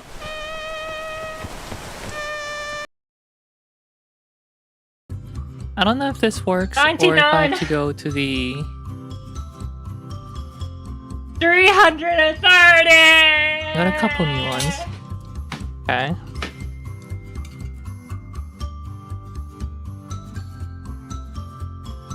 Okay, guys, thank you for coming to the stream, and I'll see you tomorrow during Final Fantasy stream. Goodbye. Thank you. Good night. Bye.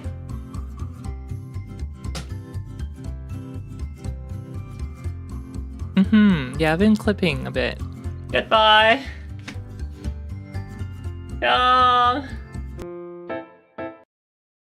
Yes, I do have an auto clip button on my.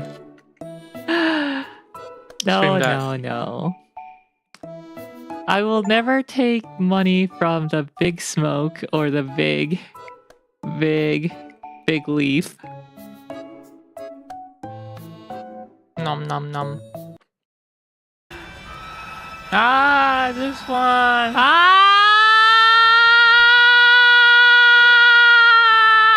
I just like the Matcha Chameleon one starting out with "You guys are gonna regret that" before devolving into a complete mental breakdown.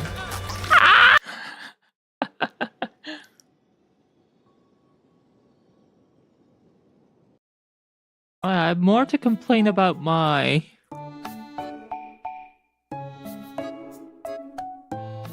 scoop side up in the dishwasher and 4 open bags of bread. Housemate.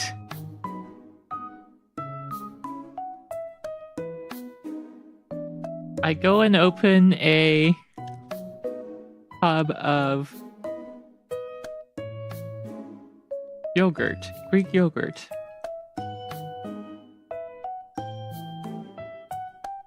It's fucking empty. But it's in the fridge. I don't get it. I guess they're too lazy to wash it and throw it out. I got so mad at seeing that. I just put it back right in the fridge. I'm like, I'm not dealing with this shit.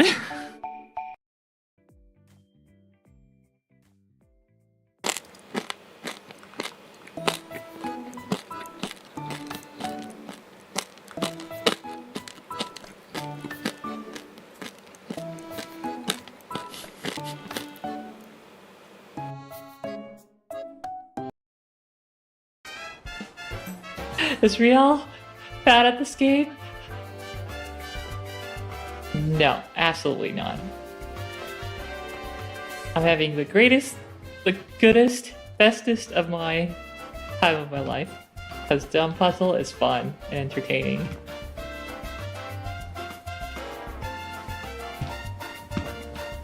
Okay, let's see if this brings up new clips. No!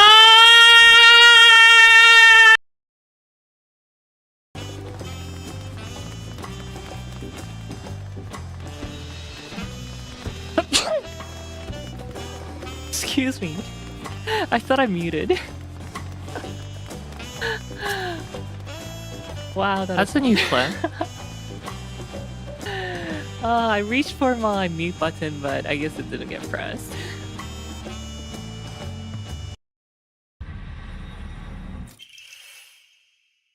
Box pressed.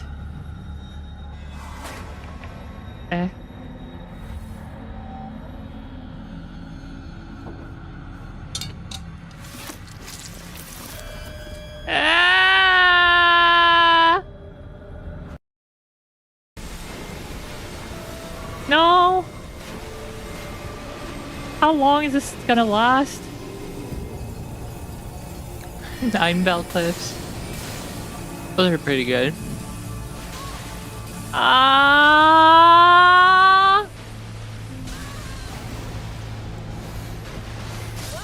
Ah! Yeah. Yeah, I heard it was actually pretty good. I should play the game and watch the movie. 700. As long as my summon doesn't die to this.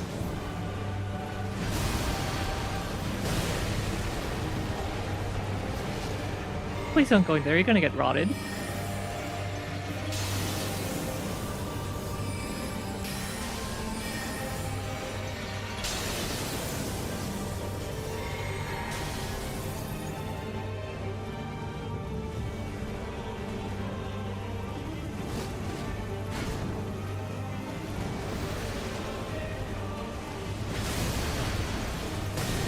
Oh, that broke my shield.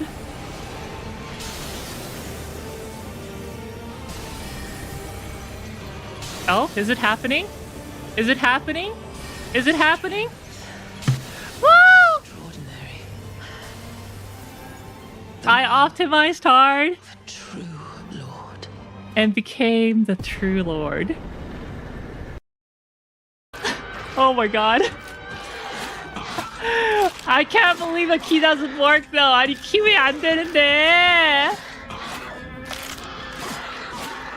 아니 이거 나갈 수 있게 해줘야 되는 거 아니야?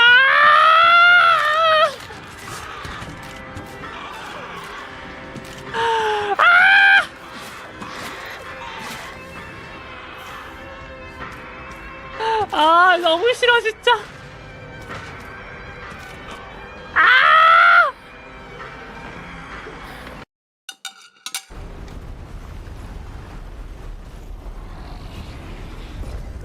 Been spotted.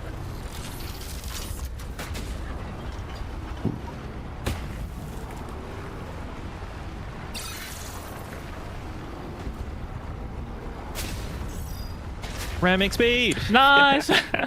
Oh my god, that ram. You're getting punished. It was worth it though. Yeah. That was clippable.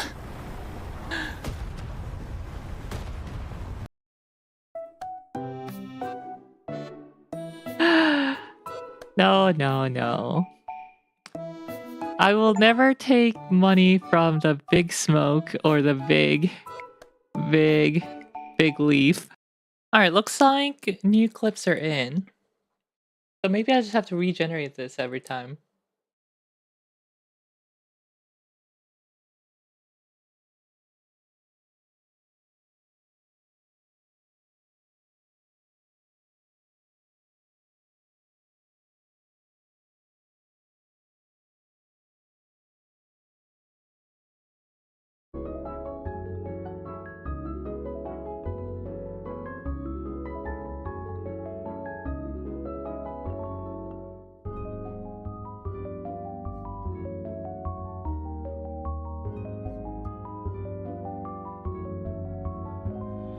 Hawaiian pizza.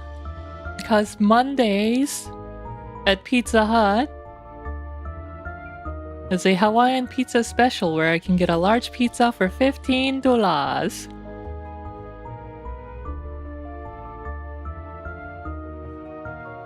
And that's what I got last night.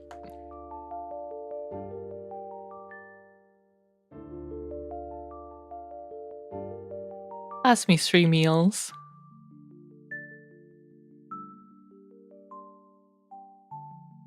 Rielle the coupon shark. I am.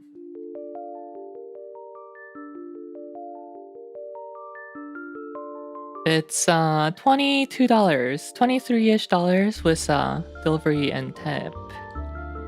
So about $8 a meal delivered. Not the worst.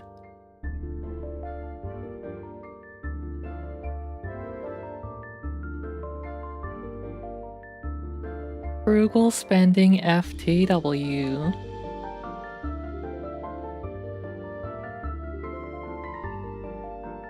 Better than rice and beans. I mean, it certainly tastes better than rice and beans, but rice and beans with some veggies, greens would be healthier.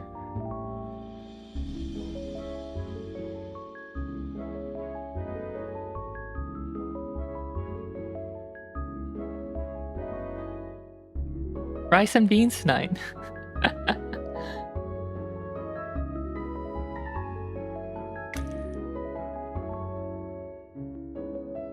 Yeah, it's rice and beans. Not my first choice. This Costco chimkin.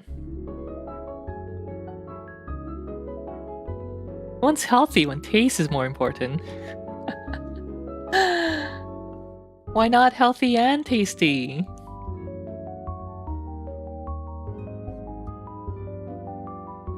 Anyway.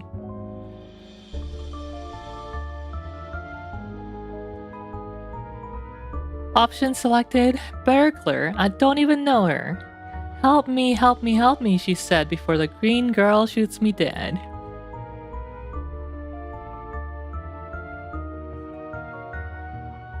So, can you sing basso or something? Pink Blue Madness looks back down at me inquisitively as she asks this. Merlin, Black Hand of Slap says only her name, but in a reminding patiently impatient stop screwing around voice.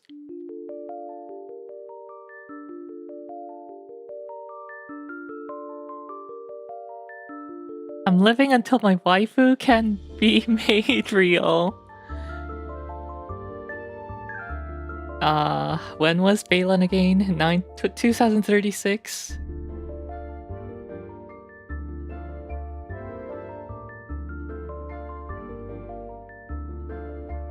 No.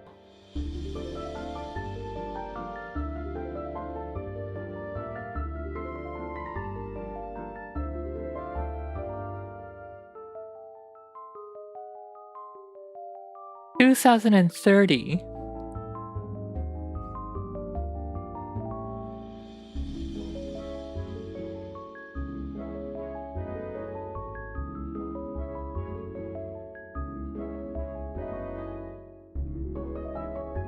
The doll researchers are being raised right now.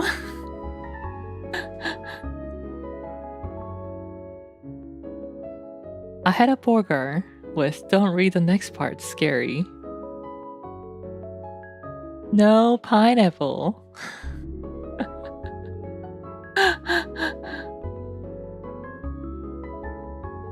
You know, I like pineapple in my food. I like pineapple just fine. Pineapple part of poke, good. Pineapple part of pizza, good. Pineapple in a burger, good.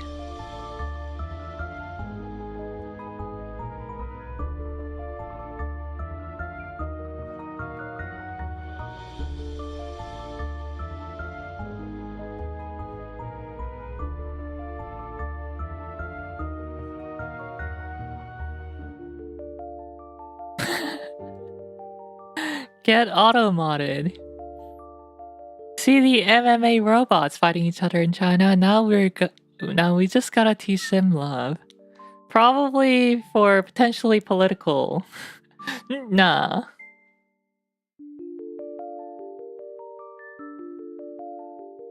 Must be.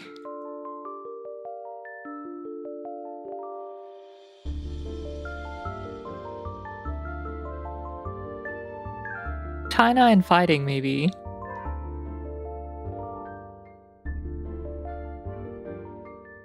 Or love. Love is not allowed.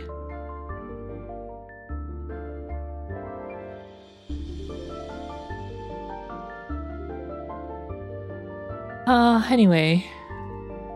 Back to...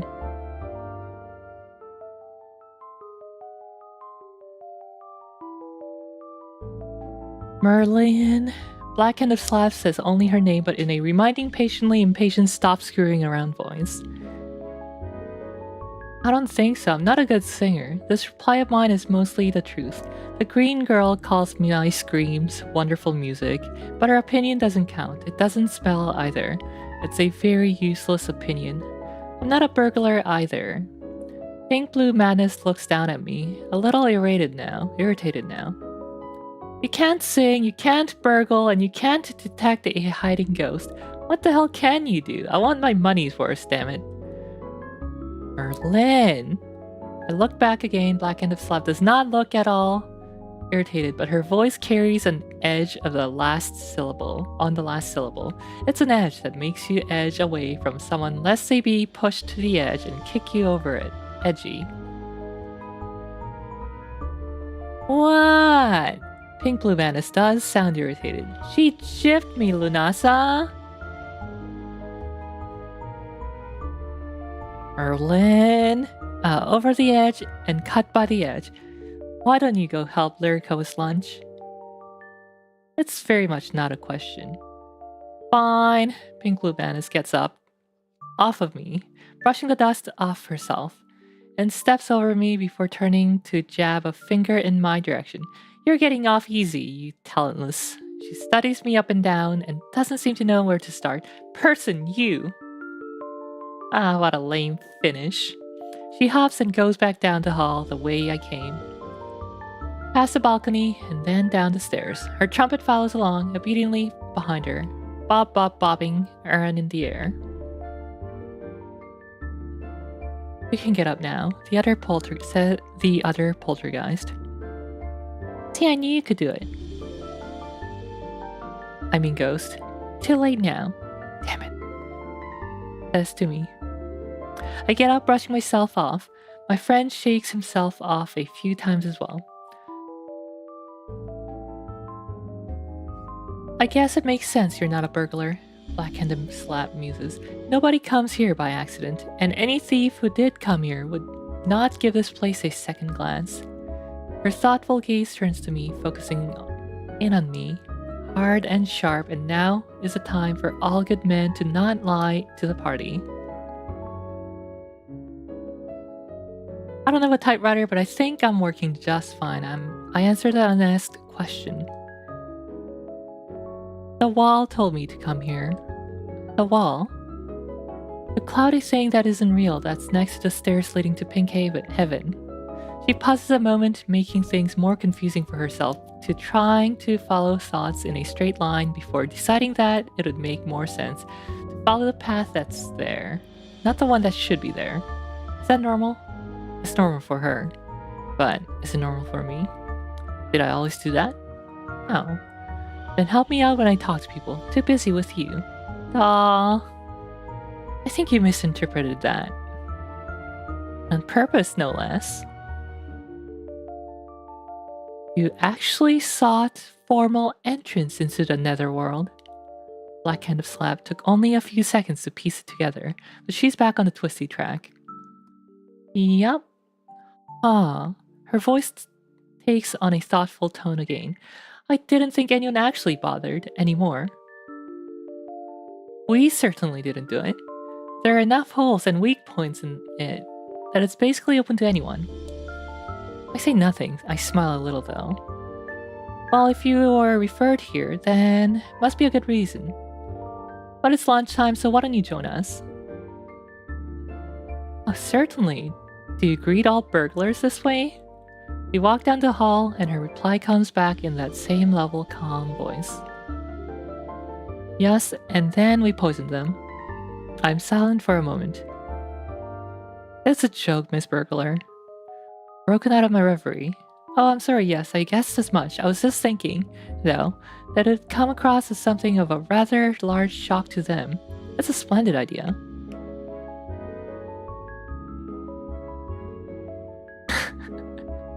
Best Chinese viewers.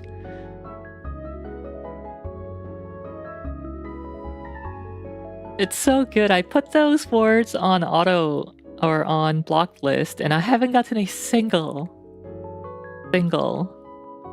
Ubot sale message.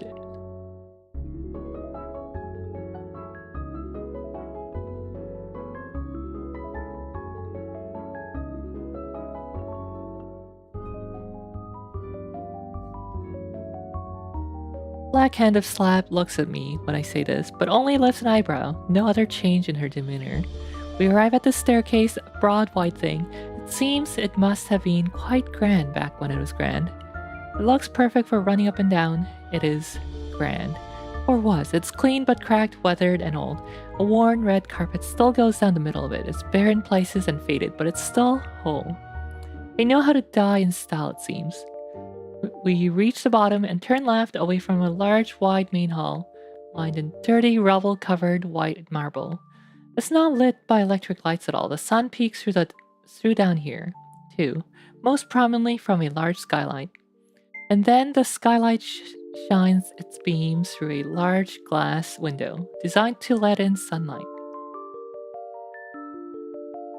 Not redundancy, just making it handicap accessible. Balanced head, nice blue, talks about this sort of thing once. It had something to do with ramps and big words, not long, big. But sometimes people like a shortcut instead of switchbacks. Unlike a mountain, the switchbacks are not good in a headwards or outwards. This part lost me. Unlike a mountain, the switchbacks are not good in headwards or outwards. We enter a room with a long table dominated by a huge ancient chandelier. which smashed into the far end at some point. Pink Blue Madness and another girl in red, with short, sharp brown hair, are setting out a tray of white triangle things and something that looks like ramen, but much more soup than noodle, and a lot more boring looking. In fact, it smells nice. Oh, boring looking in fact. It smells nice though, and different. Little Red murmurs something to Pink Blue, who nods and walks out of the room. She looks up as we enter and smiles at Black-Handed Slap and then looks. I've seen this look before when I don't know I wasn't there. But it's the kind of look that thinks a lot, very fast and very long, very short. She likes to think, I think. A rich emperor has two colors. Why is it that relevant? I'm walking on switchbacks again. In my directions. I have a feeling she's going to be the one asking the questions. I can't say 42 though. It's not as good a catch-all as it was meant to be, made out to be. She smiles and gestures for us to sit.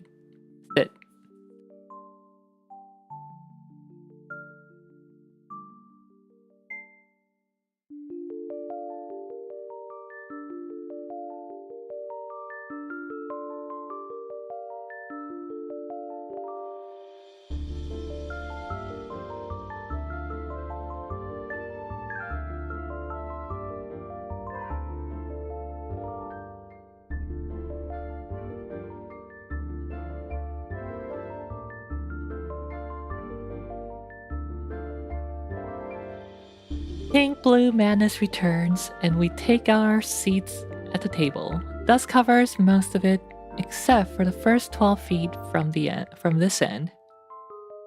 The Black-Handed Slap takes the plate of white triangles and holds it out to me, offering it rather than passing it along. I'm supposed to take one, it seems. Looking at them from the side, the triangles seem like colorful rock strata. The edges of the white layers are thin and brown.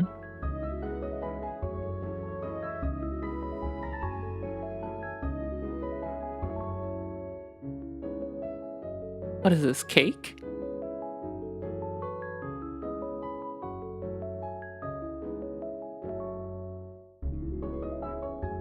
Between each brown-edged white layer is some kind of filling, presumably edible.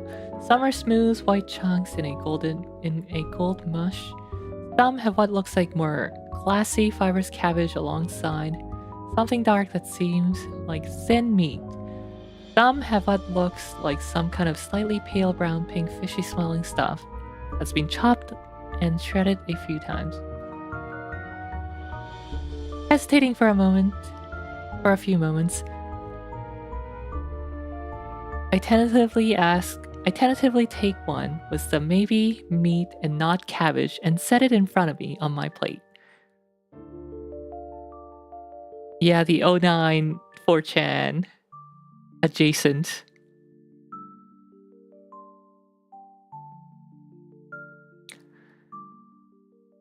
I don't remember having a plate there. Black-Handed Slap takes one white and gold triangle and one shredded probably fish triangle and passes the tray across to Pink Blue Madness, who takes one of each. She in turn hands it to Little Red, who sits at the end of the table. She takes a pair of gold and white triangles and then sets it back down in between us. The infamous hacker known as Anonymous 4chan. Dawn 4chan.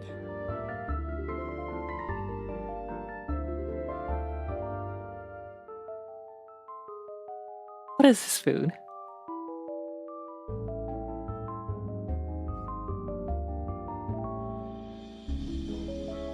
White triangles.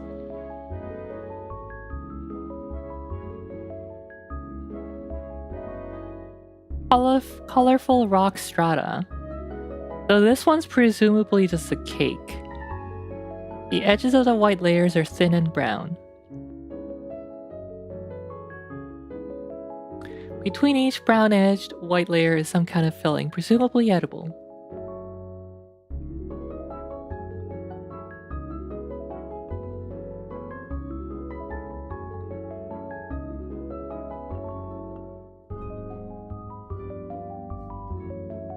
Pink Blue Manus takes a small bowl from in front of her and ladles golden noodle and something soup from the large bowl into it.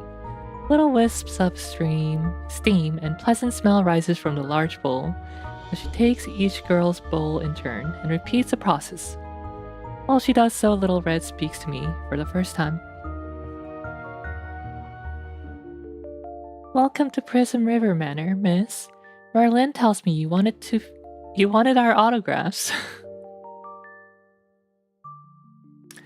Pink Blue Madness finally takes my bowl, fills it, and hands it back. I don't recall having a bowl either. I ponder this pair of ponderable things.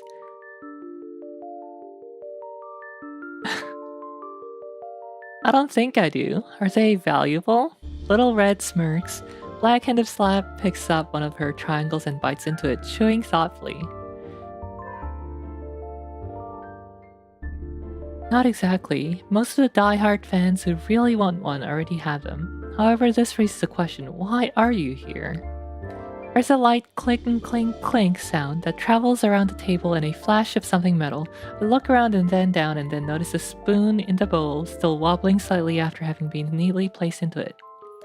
Pink Blue Madness notices my puzzlement and says, through a chewed mouthful of pink and brown, "That's just the cook showing off. He likes to play around with new people." She's already mostly done with her second triangle. Black-handed Slap looks at Pink Blue Madness and sighs quietly. Still no change in expression. I think I was being asked something. Oh, right. I'm here because I was told to seek you out. Little Red's eyebrows lift. Oh, by whom? We came into the netherworld through one of the older tangential sections of the boundary. The wall suggested us to her. Black-handed Slap interjects. Little Red nods and takes a bite of triangle and chews, looking at nothing in particular for a moment. You're on the run then. Or moving in secret for some reason, she says, finally. Saying, not asking.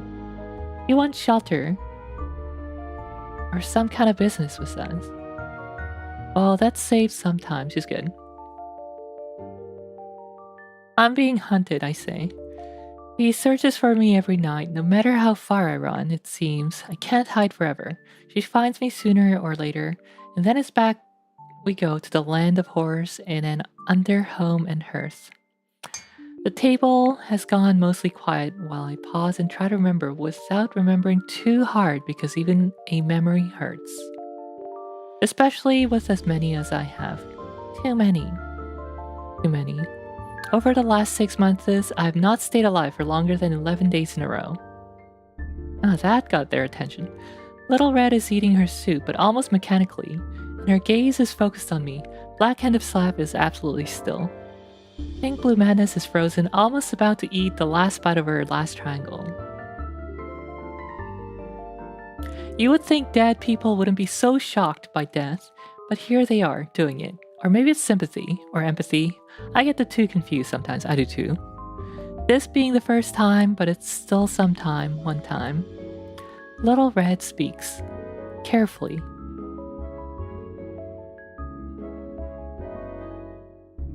Who is hunting you exactly? Pink Blue Madness chews once, slowly. I think she thinks I'm crazy. Well, she's right. It's more fear crazy, not delusional crazy. I'm not crazy, am I? No, talking to a voice only you can hear is perfectly normal. You're making fun of me, aren't you? A little bit. Not the best time for it. Don't worry, you're fine. Besides, I'm not really interested in having you do my bidding. There's something very wrong with me, isn't there? Understatement of the year. You're still good to have around, you know. Ah, you'll make me blush. How would I notice?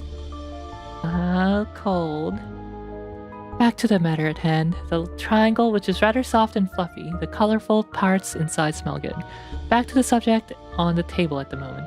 But I haven't been talking about the chandelier. Back to back, I never shut up except when I die. Alright, somebody's killing me. She's a green girl who lives up high. I pantomime long skirts, and long hair, and she lives on top of the up and up and up on the rock. I place a flattened fist above my left ear for a second, then make a twirling, coiling down motion by my left temple. I hear a voice singing somewhere in the house, perhaps the cook. She isn't silent at all. Little Red gets it first. She says nothing, but her eyes widen, and there's a short intake of breath.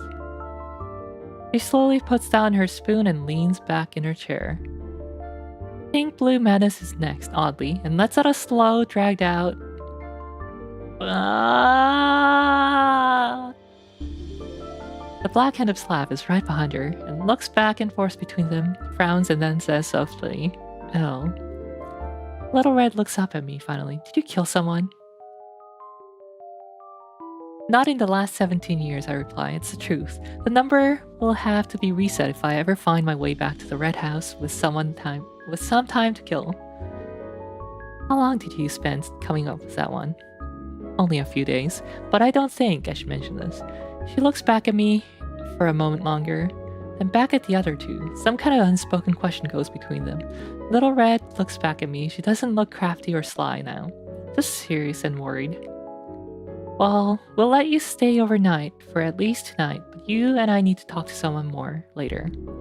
For now, though, please feel free to eat, sleep, bathe. You look like you could use all three, honestly. It's not an insult, it's the truth." Nom, splash, z.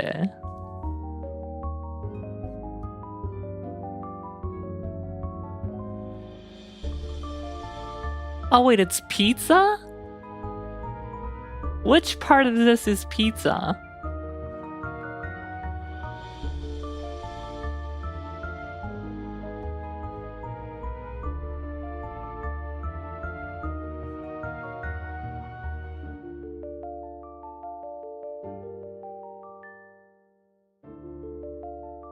I mean, yes, triangles, but the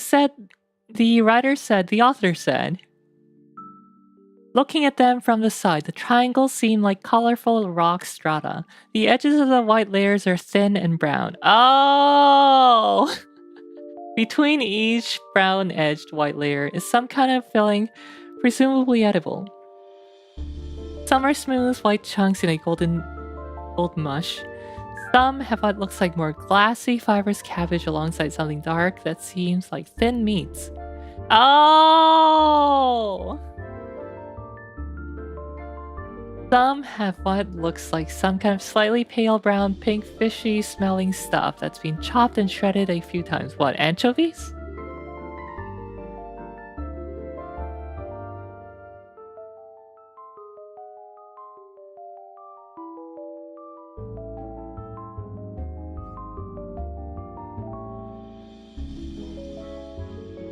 Hold on, it's raining again.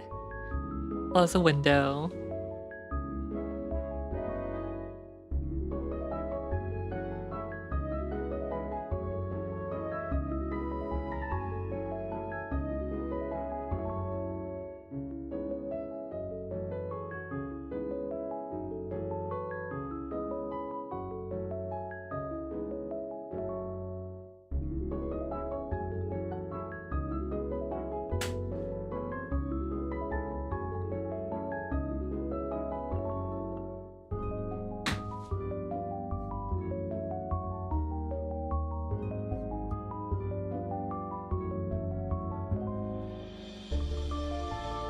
It's za for the za part of story. Absolute cinema.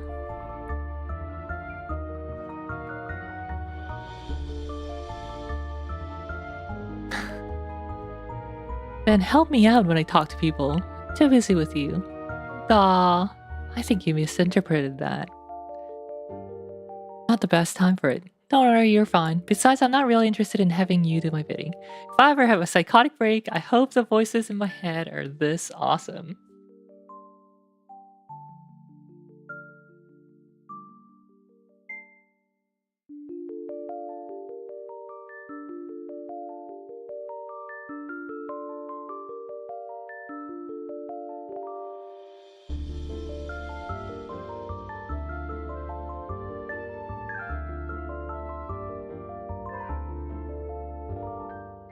Splash.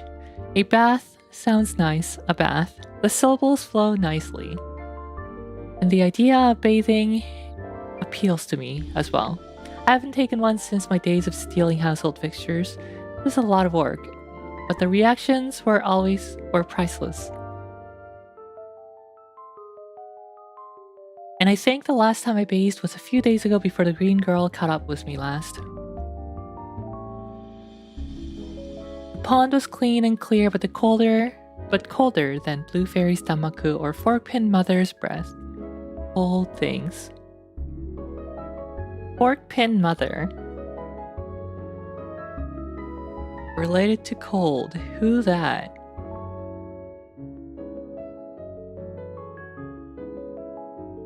Benkei. I got clean, but then the green girl dirtied me up again. I don't know how my clothes come back when I do. Part of me being a yokai, perhaps. They don't mend as fast as skin and organs and bones and muscles do, though. Most of the damage comes from my own travels and from fighting against her. When she takes me up and in and down, she strips me down because it's easier to get to me that way. Places me a little closer to my old side of the fence when she does that, I think, but only a little hop. It doesn't help much against her shoving me in her direction. But it's one thing I can cling to, and I never say anything about it, no matter how many times the knife goes in, comes out, glides across my skin, parting it with Red River Parade behind it. You can taunt your enemies, but you know you have no escape, and they have nothing but time. It's best not to make it worse. A bath sounds lovely, I think. I look at my food, untouched, feeling a little guilty. The black-handed slab notices this and says quietly, "We'll put it in the fridge for you, so don't worry about it." They have a fridge? My confused expression prompts her to explain a little farther. It's a box in the kitchen that keeps food cool and fresh for longer periods of time. Oh, one of the white winter boxes. Thank you then. I've seen them at Silverman's. Some are outside in the piles, but he has a few inside. He keeps pretty colored liquid in not glass bottles in them. Plastic bottles? And food too. I never knew what it was called. I'll show her to the bathroom. Pink Blue Mantis stands up and makes such an offer. It's rather unexpected of her. I follow the girl up the stairs and back down the hall to O. I've been here before, I tell her. Got one of those Western style bathrooms. I know you have. I was watching you after all. But you don't know where you'll be staying the night, do you? Ooh, nope. Didn't get that far. Pink Blue Madness must have found this funny because she laughs after I say it. Still chuckling, she leads me down the hall, a little ways farther, past 2 more rooms and around the bend, a few more rooms, another bend, a few more rooms, and my blood is going to get bubbles in it if I turn any more corners. Finally, we arrive at the end of the hall, and she opens a door on the right. It opens up into a smallish but clean room, clean as this place generally gets at least, which means somebody probably sweeps the dust off it once a week and most of the rubble has been pushed to one corner of the room. My friend points out a few other things to me. The windows are all intact and clean. There is both electrical and conventional lighting in place. The bed looks rather large and nice, and the carpet under the floor doesn't seem very old at all. So this is a guest room. I can't think of why else it would look so nice compared to everything else. I could have guessed that's what it was because they're putting a guest in it too. Entirely true, but beside the point. Sometimes it's like you think like me. God forbid. That's not an insult coming from him. Oh, him! By being me outside of me, he's allowed me to stay more of me than what I feel like. It's an incredible, terrifying moment when you discover you're less of yourself than you think you are. Not like bits are falling off me or disappearing. They just move a little more to the green girl's side of the fence. Even the most dim yokai. Airplane? How rude of you. knows when she's becoming less of herself. I don't get this. So yeah, Pink Blue Manus turns back to me after opening the door and gestures at its interior. This is one of the guest rooms. We try to keep them really nice for company, as you can kind of see, so don't party too hard and trash the place or whatever you groupie freaks like doing. I look at my friends, his smiles back at me. There's 2 of us. I suppose that makes us a group. But I don't know if that's what she meant. The guest bathroom is at the second door on your right as you go back out into the hall. Towels and stuff should be in there. You want some new clothes? Pink Blue Manus eyes my slightly less tattered, but it's not obvious for someone who's only known me for about an hour apparel. No, they'll be fine, I reply, waving away her concerns. I look down at them, thinking for a moment. Although they could use a bit of a wash, I guess as long as I'm somewhere nice like this, I look back up. Do you have a place I could clean them? Pink Blue Manus grins. We've got somebody for that. Just leave them somewhere and she will pick them up.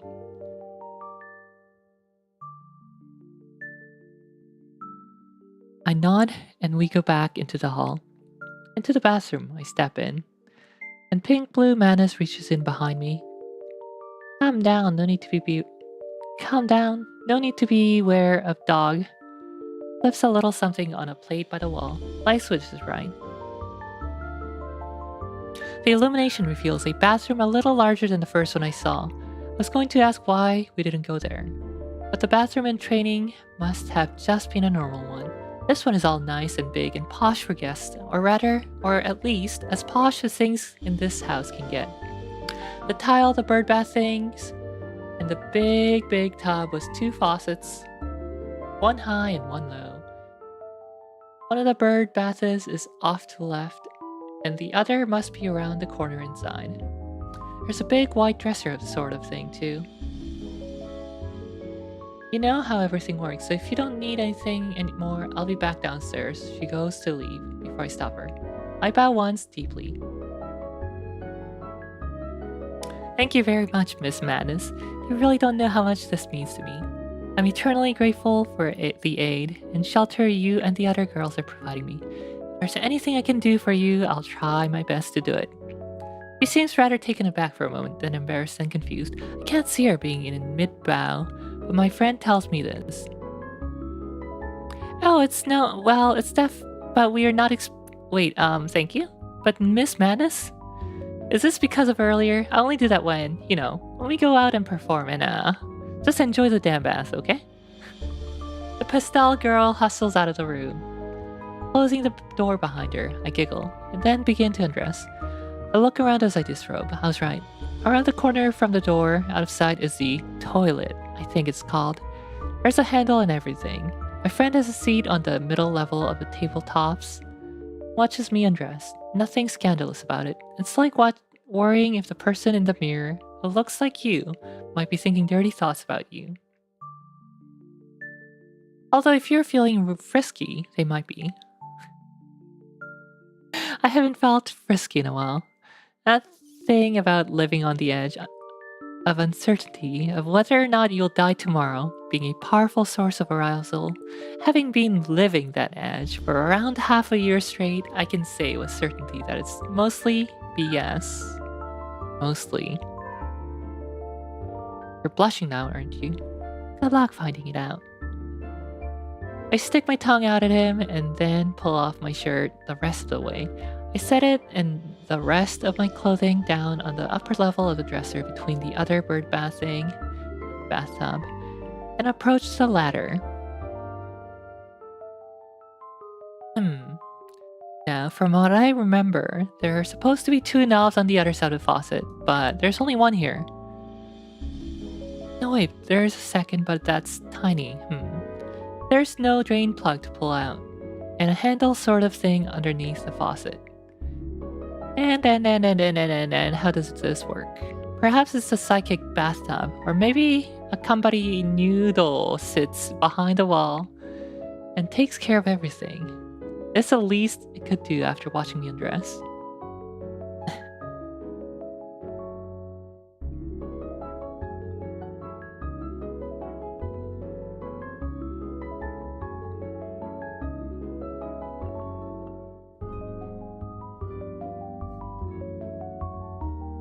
I look a little closer at the handle above the faucet.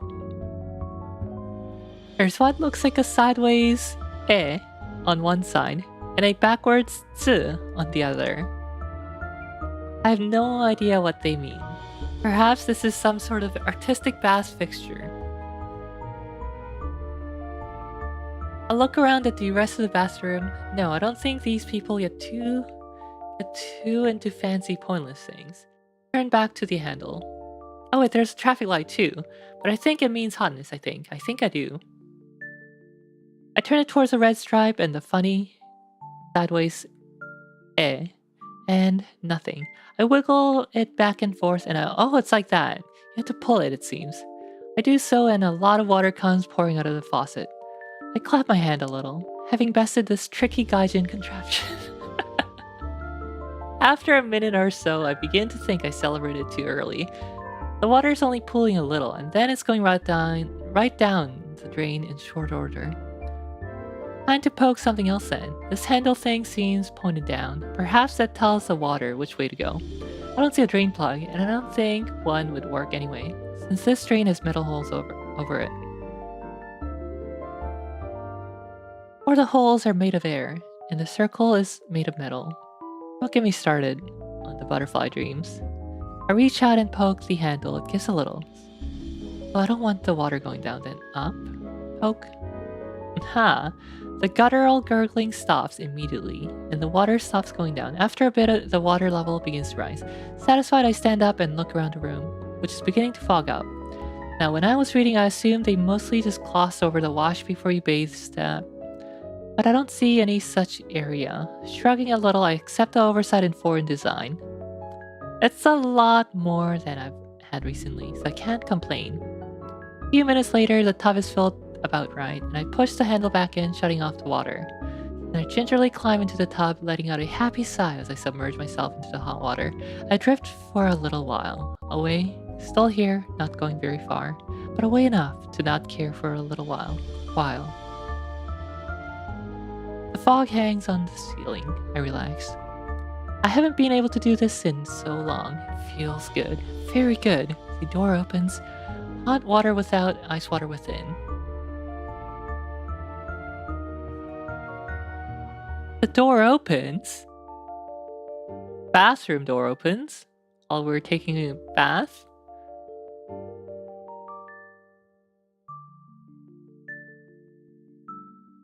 Hot water without, ice water within.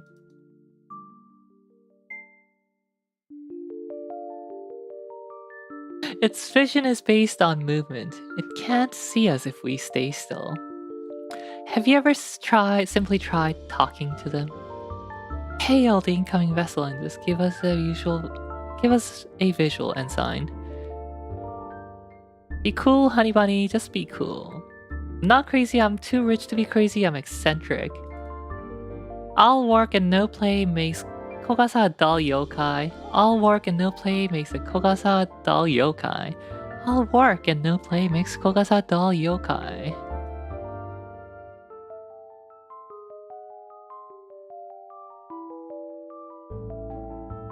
Did you know that the only reason separate hot-cold knobs still exist on faucets is because they're easier to make than sensible single-hand faucets? I hate them. I prefer double faucet design. I like to choose a ratio of hot and cold water on my own. Thank you very much. Also, I can't believe there's no teardrop thing in Unicode. There's got to be one, right? Even if it only looks like one, that would have done just fine. Oh well, this works pretty well too.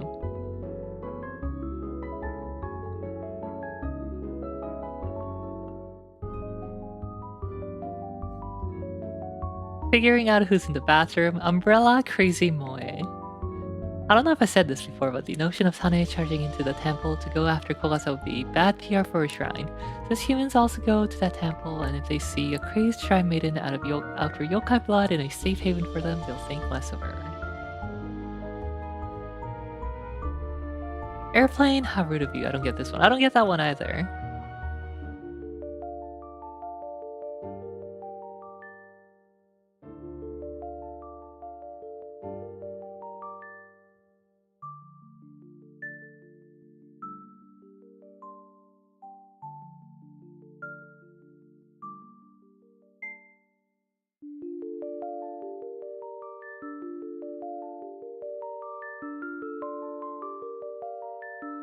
Oh, wait, was it Rumia?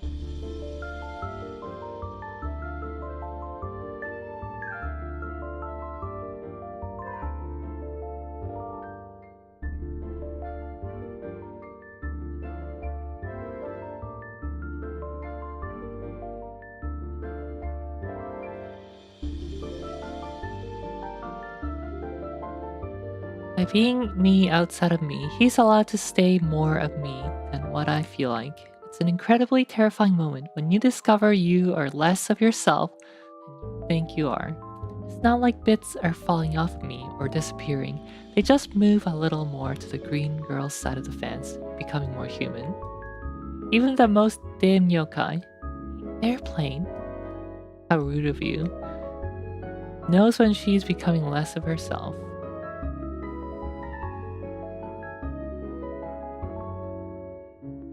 Obs. I think Rannis is putting up Rannis' stream.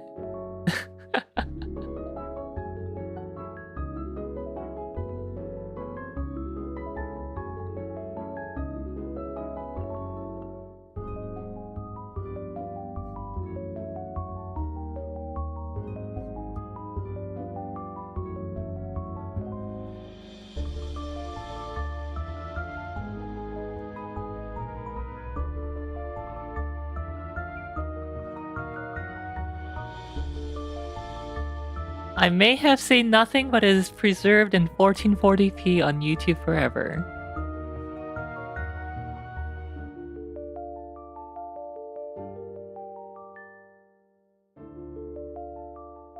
Vision is based on movement. It can't see us if we stay still. I chill, no relaxing here, far from it. I freeze up. The green girl has caught me entirely off guard a few times before, and I found myself unable to run, unable to do anything. I see her coming, and I want to run. I know I need to run, fight, escape, do something. But all I can seem to do is watch her lovely, smiling face walk closer and closer. It's absurd. I don't know why, how, or why. This has happened before. Back when I used to hunt on my own for my own, I had to do it just right. And it's only certain kinds of, but I haven't done that in a long time now. Even before I crossed the fence. I don't like doing it. Not if it talks. When I did though, it was so beautifully easy to pick them up. Perhaps the shades of different shades of green haunt me. Finds me unprepared. I've plenty of shades around me now. There's a click of heeled shoes on tile. Western ones. Smaller sound. More like a click. I find a little warmth. The green girl doesn't wear heels. I look over to the door, which has opened wider. Part of a long blue dress is visible, obscured by white frills over and the door before. In another second, it brings more of its owner poking in, looking in.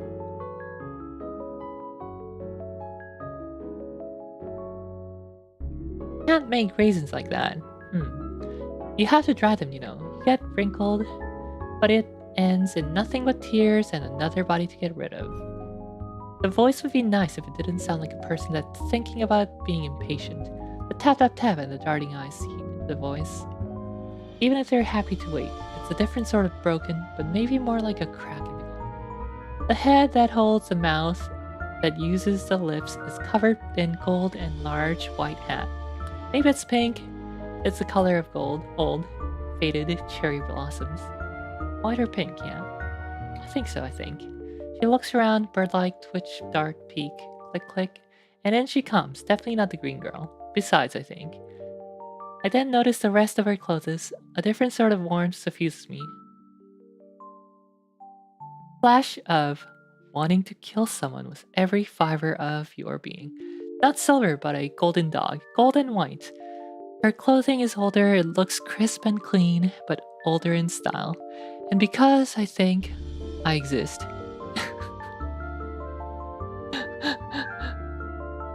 That's not the same as being real. You can make the same argument for either side or different arguments about the same side.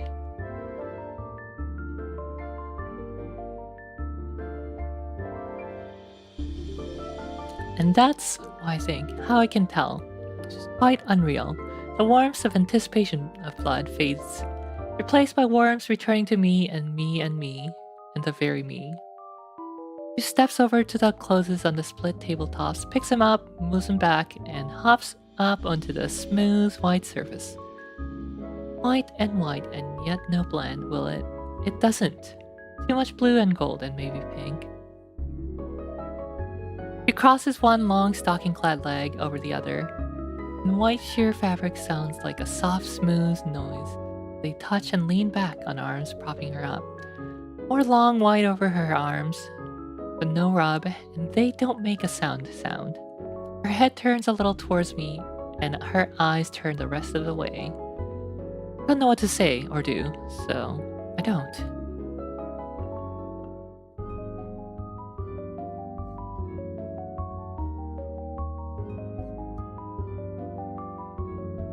He eyes me for a minute, doing nothing. We keep this at each of us with the looking and the not saying, not moving further.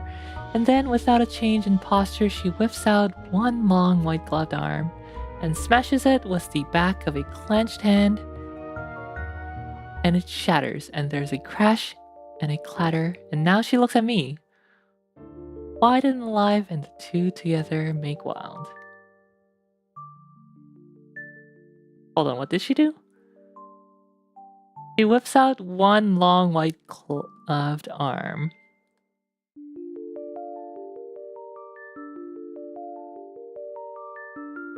And smashes it with the back of a clenched hand. And it shatters, and there's a crash and a clatter. The grin on her face matches it. I've seen something like it on the red lips of the green girl and never on the red lips of the tall red, but my friend told me later he could feel it wanted to escape. I flinch. I feel a little humiliated at being bested once again at this, but if I'm right, that's why I read about the girls and their kind, and by definition most of the sort of people here in this gray area. I'm humiliated, but I take every loss and it becomes a learning experience and another item in my repertoire. It's a tiny bit colder now, but it's outside cold, not the inside cold. I drift a little lower in the bath. The red on my cheeks is only from the heat then.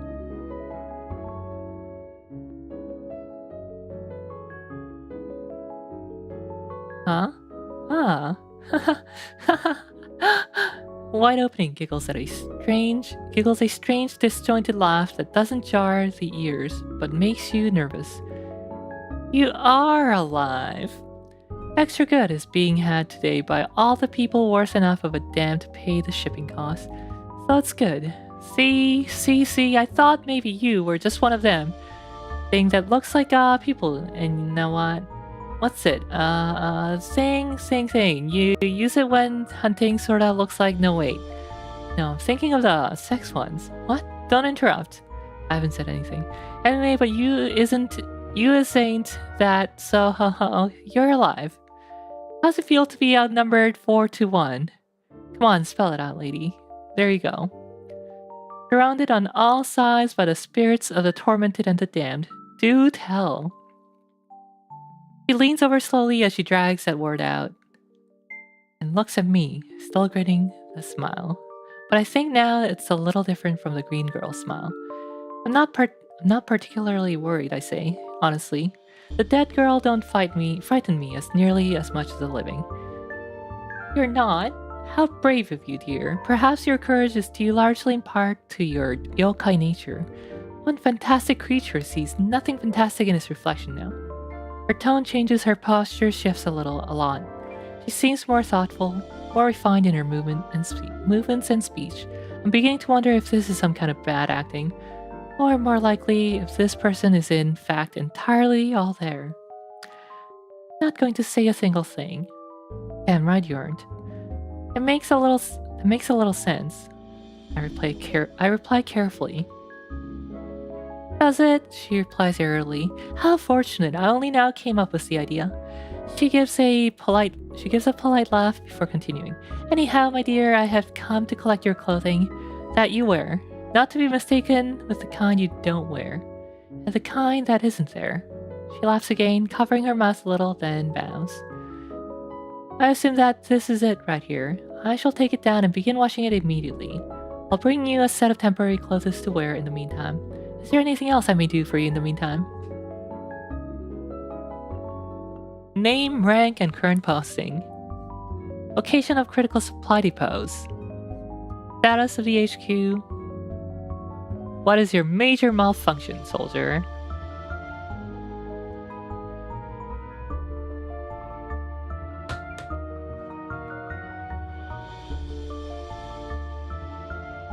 Hi there, don't mind me looking at your wet...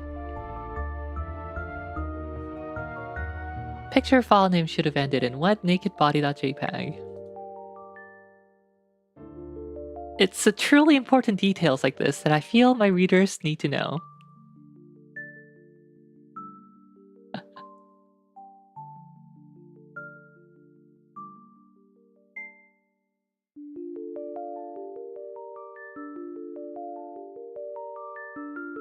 The pink white likes to talk, the green to listen. The less that can be said, the less that can be heard. Although I hear this isn't true in all cases.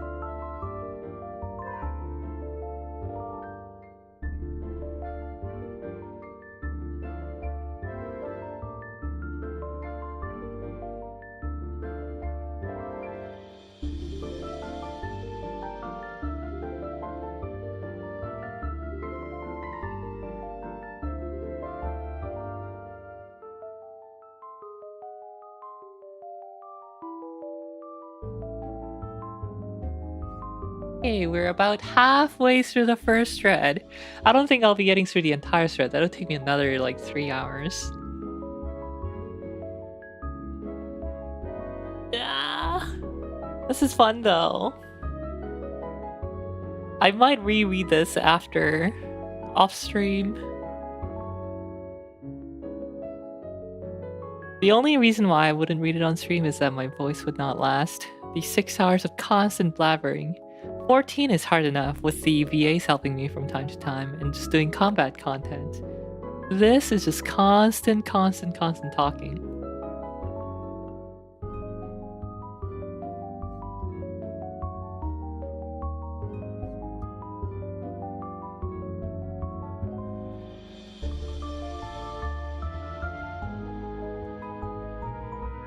Thank you for drink water. I shall drink the last bit of the water I have. 드링크 요우라도 디디. Drink your Wawa. I drank my Wawa, thank you.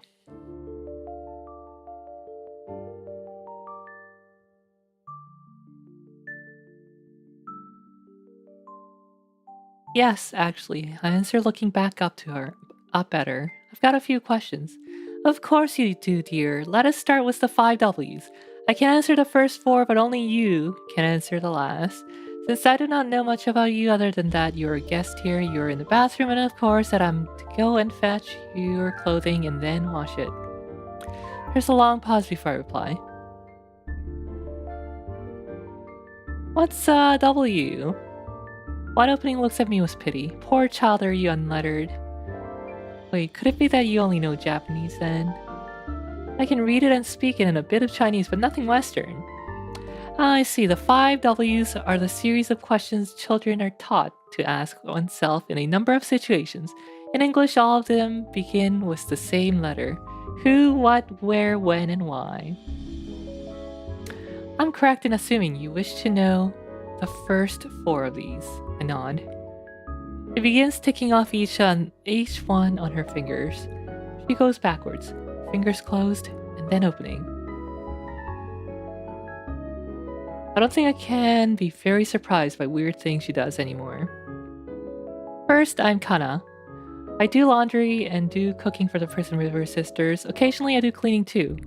Second, like the sisters, I too am a poltergeist. How we came about to be that way differs, however. That is another matter for another time. However, third, you are in the Prison River mansion. It is located in the netherworld, but on the edges, so to speak. It is closer to the living world than most in the netherworld. Fourth and final, it's around 1:30 in the afternoon. She hops up the table, click, and gathers up my clothes. Her smile is bright like her name, as she asks, "Will there be anything else then?" She's already answered much more than I meant to ask. Oh wait, food. I raise one wet finger as the idea comes to my mind. Just one thing, where's the kitchen? Well, have you been downstairs yet? Yes, I reply, with a nod and a little splash. I was at lunch. Oh goodness, that's right. I feel rather foolish now. Yes, the kitchen is through the door by the chandelier end of the table. And to the right. Okay, thank you. She nods and goes to the door. Just before she leaves the room, she tilts back, waves to me, and winks. Enjoy the bath. The door closes. Well, see how I'm still saying absolutely nothing? Keep it that way, chuckles. Close my eyes and begin to clean myself. Time passes. It is Space's turn. Space plays a yokai girl in a mansion of the dead, drying herself off. With a pleasantly soft, fluffy, large towel, she slips into a kimono left outside the door and walks out into the hall. She is feeling much better, but now she is tired. Kimono in a Western mansion? She's also hungry. She becomes me, and I am myself once again. Just like always and before, except for that time when we were not. We're still us now. My friend joins me once more, and off I go. Bud slip.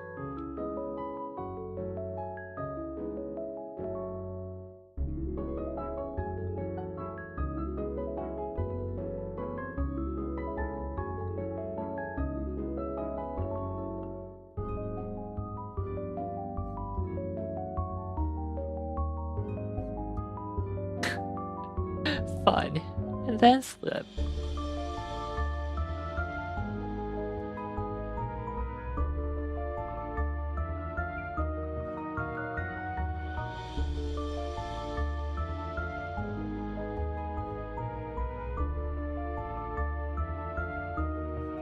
I'll read around 2 more updates.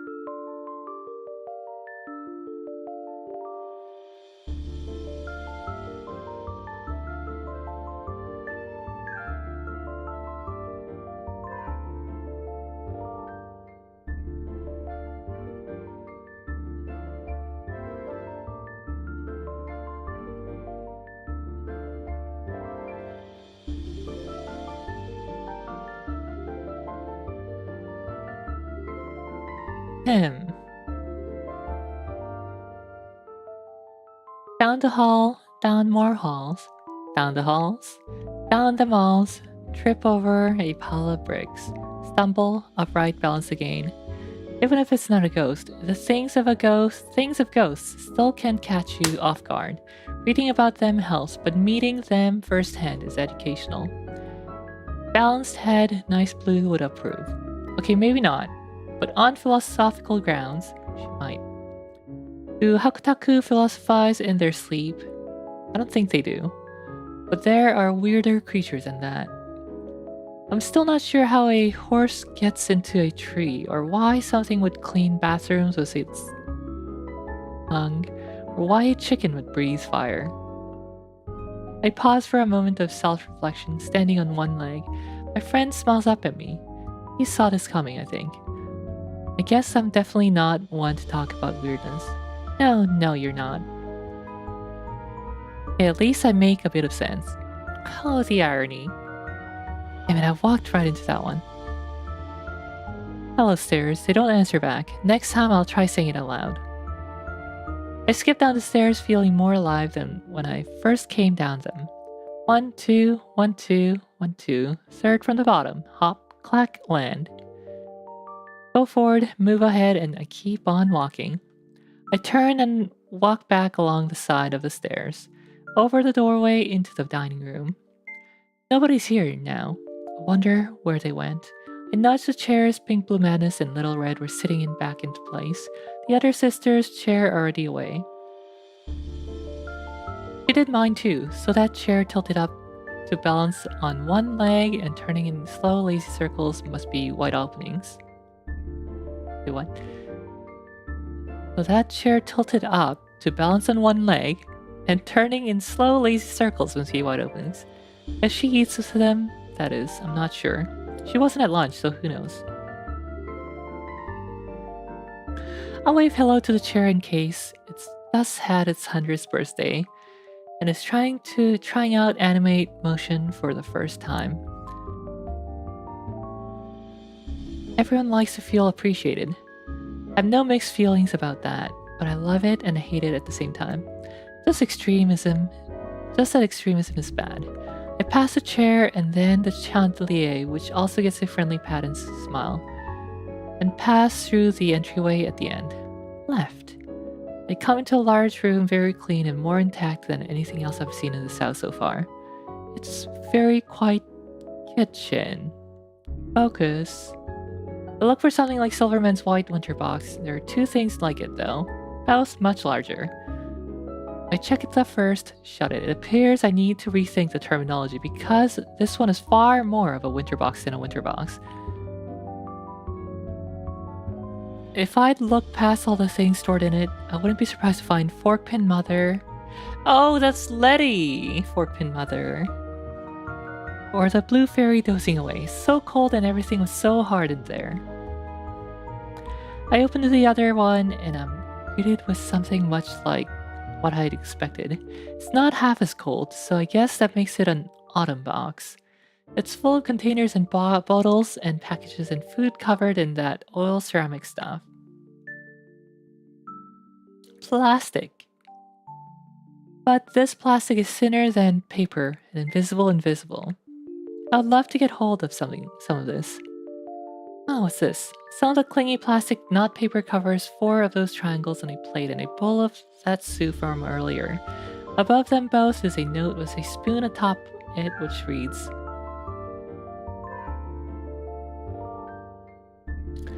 "This is for our guest, so keep your damned paws off it. P.S. Lunasa, this means you. P.P.S. Cooking directions. Find the microwave, it's that black box with the glowing green numbers on it to your left." This Western house is very modern. Press the rectangular button in the lower right to open it. The door will open. Place the bowl inside and close the door. Do not put anything metal in the microwave. Press number 200 and then press the button with the word START on it to heat the soup for 2 minutes. A beeping will sound when it is done. Press the rectangular button in the corner to open the microwave once again. Remove the bowl and shut the door. Enjoy. Or else. P.P.S. Put the dishes in the sink when done. Also don't heat the sandwiches. They taste better when cool. Below all this is a little picture of someone that looks like wide opening winking and giving a thumbs up while sticking her tongue out slightly. That's so cute. I smile at her kindness and whisper my thanks as I pull out the plate and unwrap it. I follow the directions and I'm soon happily devouring what feels like an emperor's banquet. Sandwiches, huh? They were incredibly good. Afterwards, I fold up the knot paper and tuck it away for later. I place the dishes.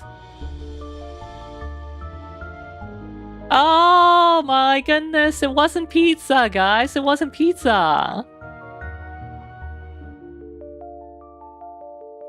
I was wondering why. And no, it wasn't anchovy pizza, it was tuna sandwich. Not pizza crust, sandwich crust.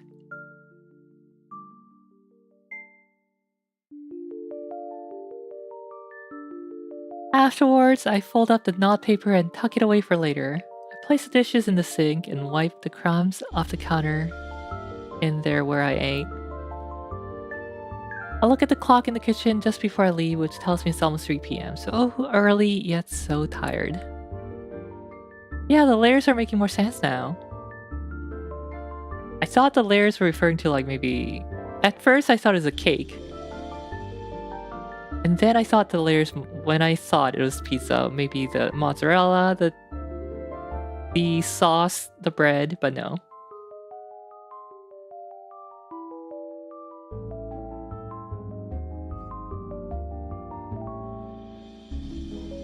I climbed the steps again and wandered down the halls. The sound of music loud from behind one shut door was light underneath it.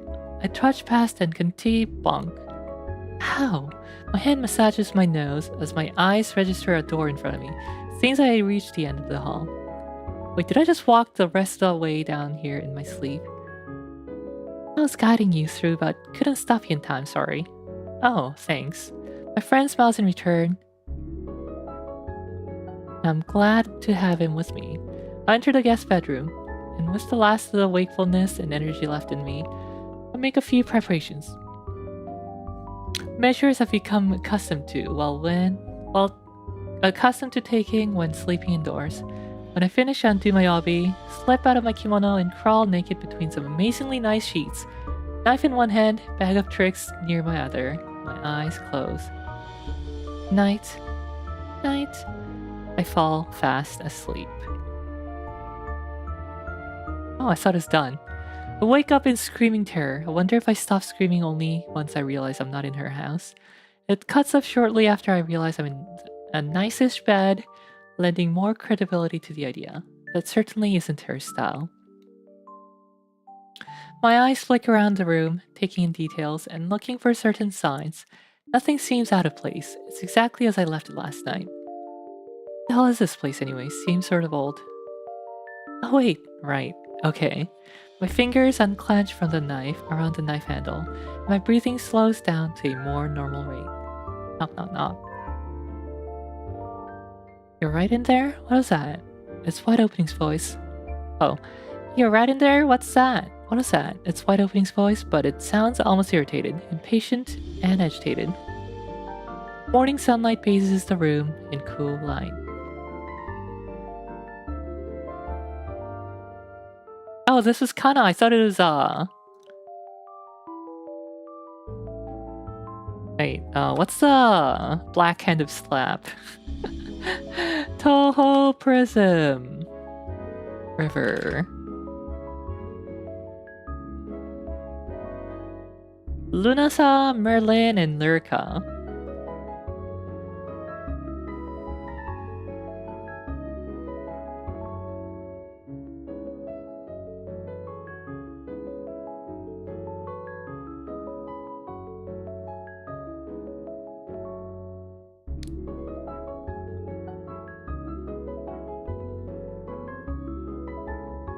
Buy talk, magic, item, run.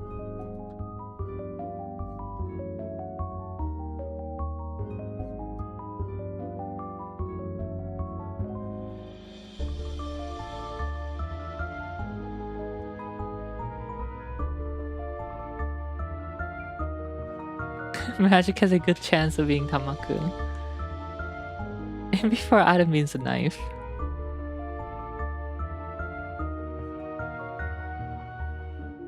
You're now noticing the title of the story, the game.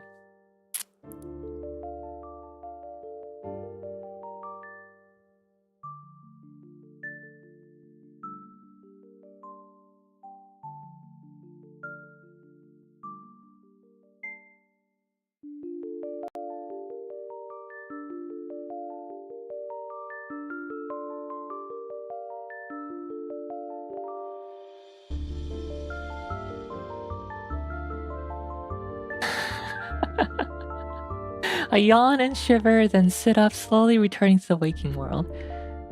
Yes, that was me. I'm sorry. You're not bleeding, being attacked, robbed, assaulted, nothing?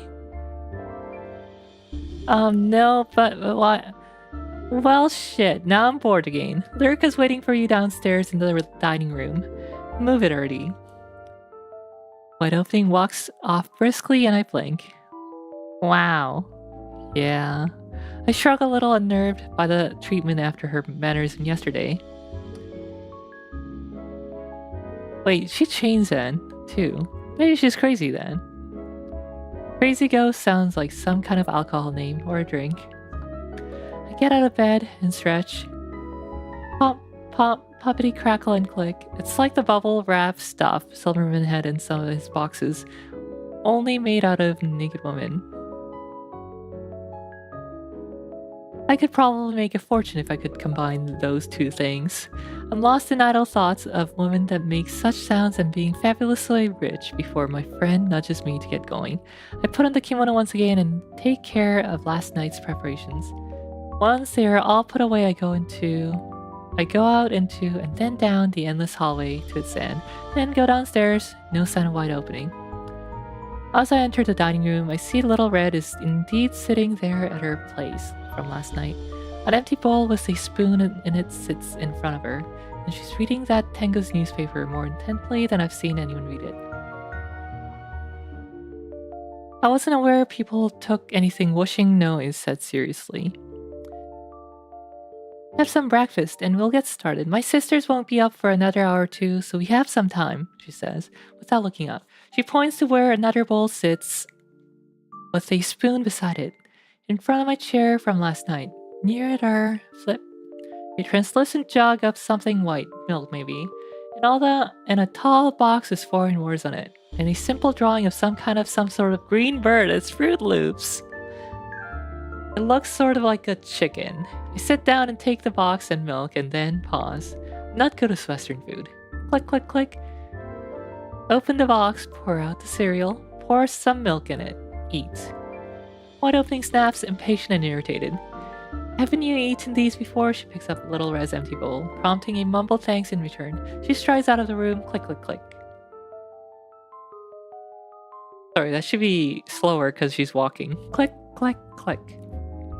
Something's very wrong with her, but if I'm right, I'm always being a part of her. Wrongness doesn't often come from the start, but sometimes it happens. Although in her case, which start? Don't mind Kana, Little Red says to me, still engrossed in the paper. Flip. Maybe she's power walking. Click, click, click. She'll be better in an hour or so. I nod, having had my idea sort of confirmed. Corroborated. No, I think I'm using that wrong. Whatever. I find two flaps at the top, and pull them apart. Inside the box is darkness in a bag. The bag seems curled up, so I uncurl it. It makes crackling sound and a rustling sound as I do, and inside are golden. Hold it up to the light. Yep, golden flaky flakes. Wait, what? It's not Fruit Loops.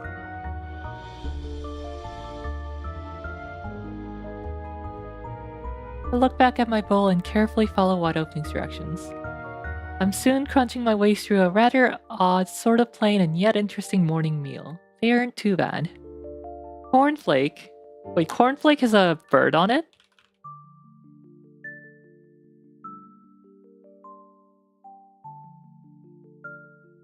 Oh, it totally does!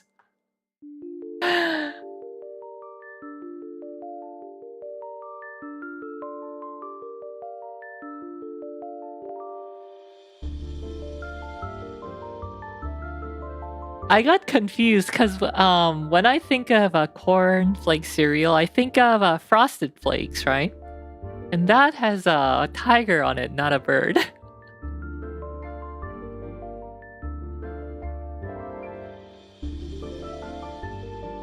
Yeah, I thought of Toucan Sam for Fruity Loops too.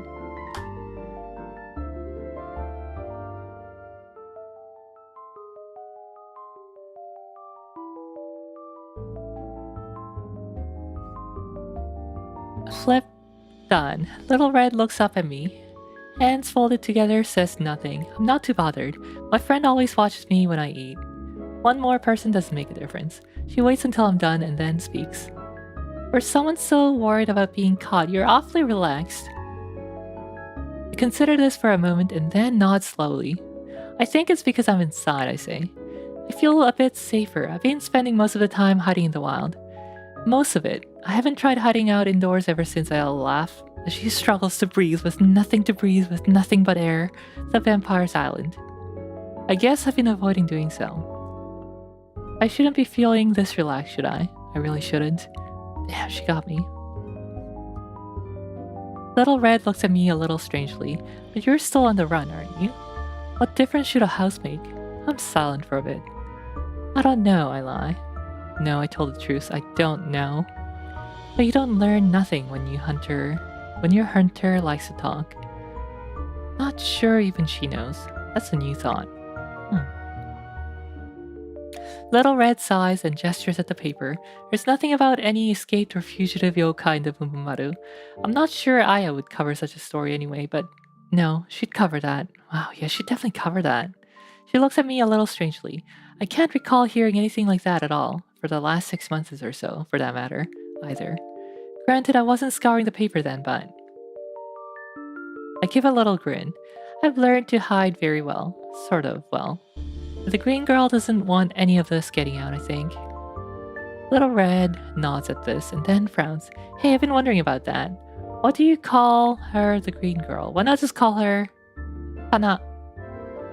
Pain. Screaming, shrill, gut-wrenching pain radiates outward from my back. Quiet and white. No body, and yet pain centered in my back spreads around. No sensation, just white and pain. It hurts badly. The world fades back into view, and my head spins.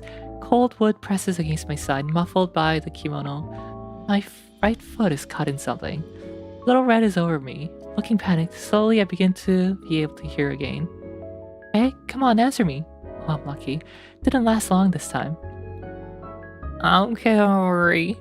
I managed to slur out. My tongue feels sick, barely moving. It's nothing. I blink a few times and look around. I'm flat on my side, the table behind me, and tangled leg in the chair's support bars. Doesn't hurt yet. And it would have by now if I had done something to them. Little Red looks relieved, but plenty worried. What the hell was that? Don't move yet. Fine. Let's just... I cannot decipher this.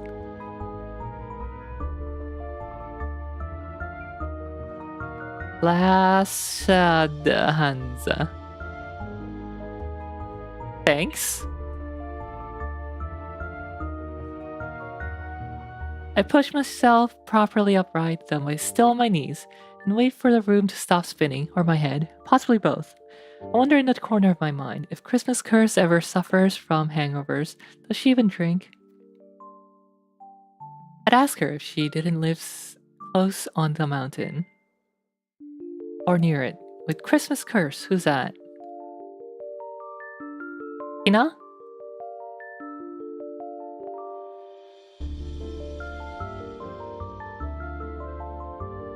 Shakily I stand, hands gripping Little Red's shoulder at the tabletop. She guides the other arm to the tabletop too.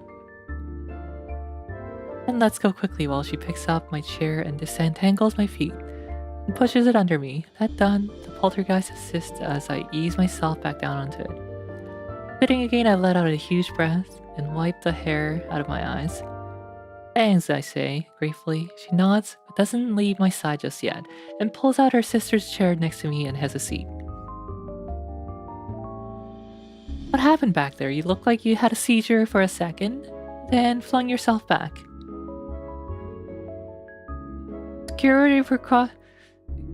Security precautions set up. Can't say her name, can't say the... I pause, trying to think of a way to talk about something I can't talk about. I bring the tip of my thumbs and fingers together to make a circle, and use one hand to draw a short, wavy line down the middle. It curves to one side, then curves back to the other, once halfway down.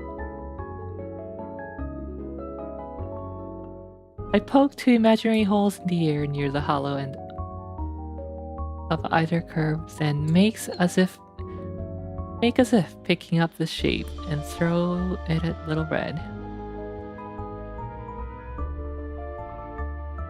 She blinks for a second and her eyes widen and narrow. Oh, her. You can't say the name of either of them, then. And neither can you hear it said. I have to assume.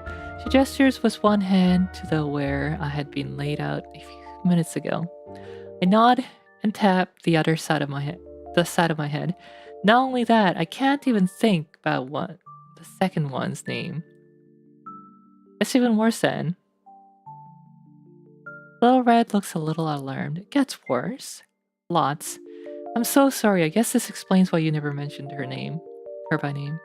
I grin a little. She's missing something, and the last of the numbness in my mouth and speech is fading in time for me to actually coherently tell her this. I did something else nasty too. I never really knew for sure till now. You're a thinker. You plan, right? You do the family businessy stuff, alright? You're the one that takes care and stuff. That's why you're talking to me without them around. Atomic Wedgie, hello, Riha. Come to the National Elf Association. That's why I know you're gonna go apeshit when you hear this. Little Red looks at me skeptically. Yes, I'm in charge of most family affairs, and I generally do handle the deal making and whatnot. We're musicians. Someone has to know how to do this. What's your point? I grin a little more. This is going to be good, I know. Well, good for me. The Mimi, not me. But Mimi might get something out of it, even if she isn't human. She was at one point. That's got to count for a little something. I lean over closer to her. You forgot to ask me the biggest question of all, and you should have asked it soon after I came here. Anyone would ask it in first 5 minutes, but I think you'll figure out what happened, and be able to appreciate it in a way. I shouldn't be this giddy. The question is, why haven't you told anyone else about what's happening? Pause. Blink. And then a little bit of power from the rush. Little Red slams her fist down on the table, causing the bowl to clink as it jumps a bit. I don't know if... what? No, even a 6-year-old would ask that. Goddamn, why didn't...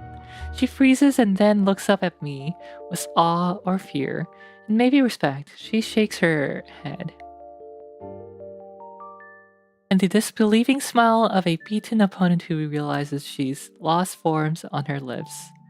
Not intended for me, but for the handiwork of the green girl.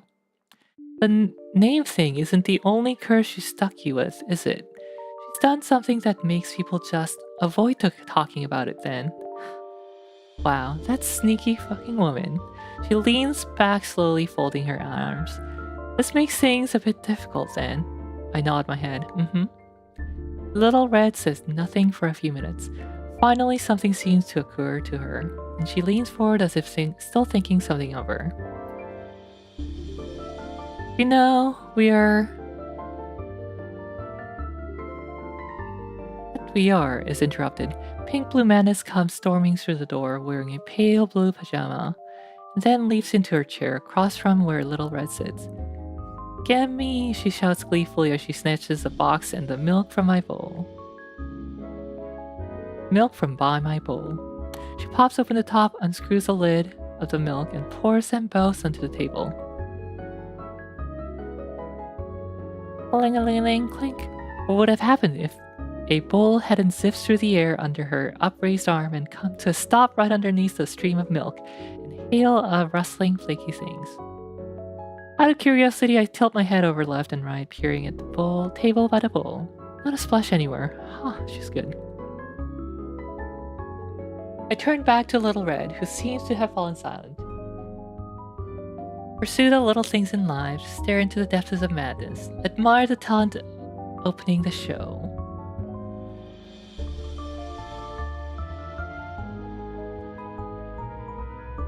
Describe an S shape with only words, without using the phrase S shape.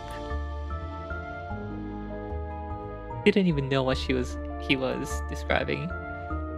Thought maybe he was drawing like a caricature of Suako.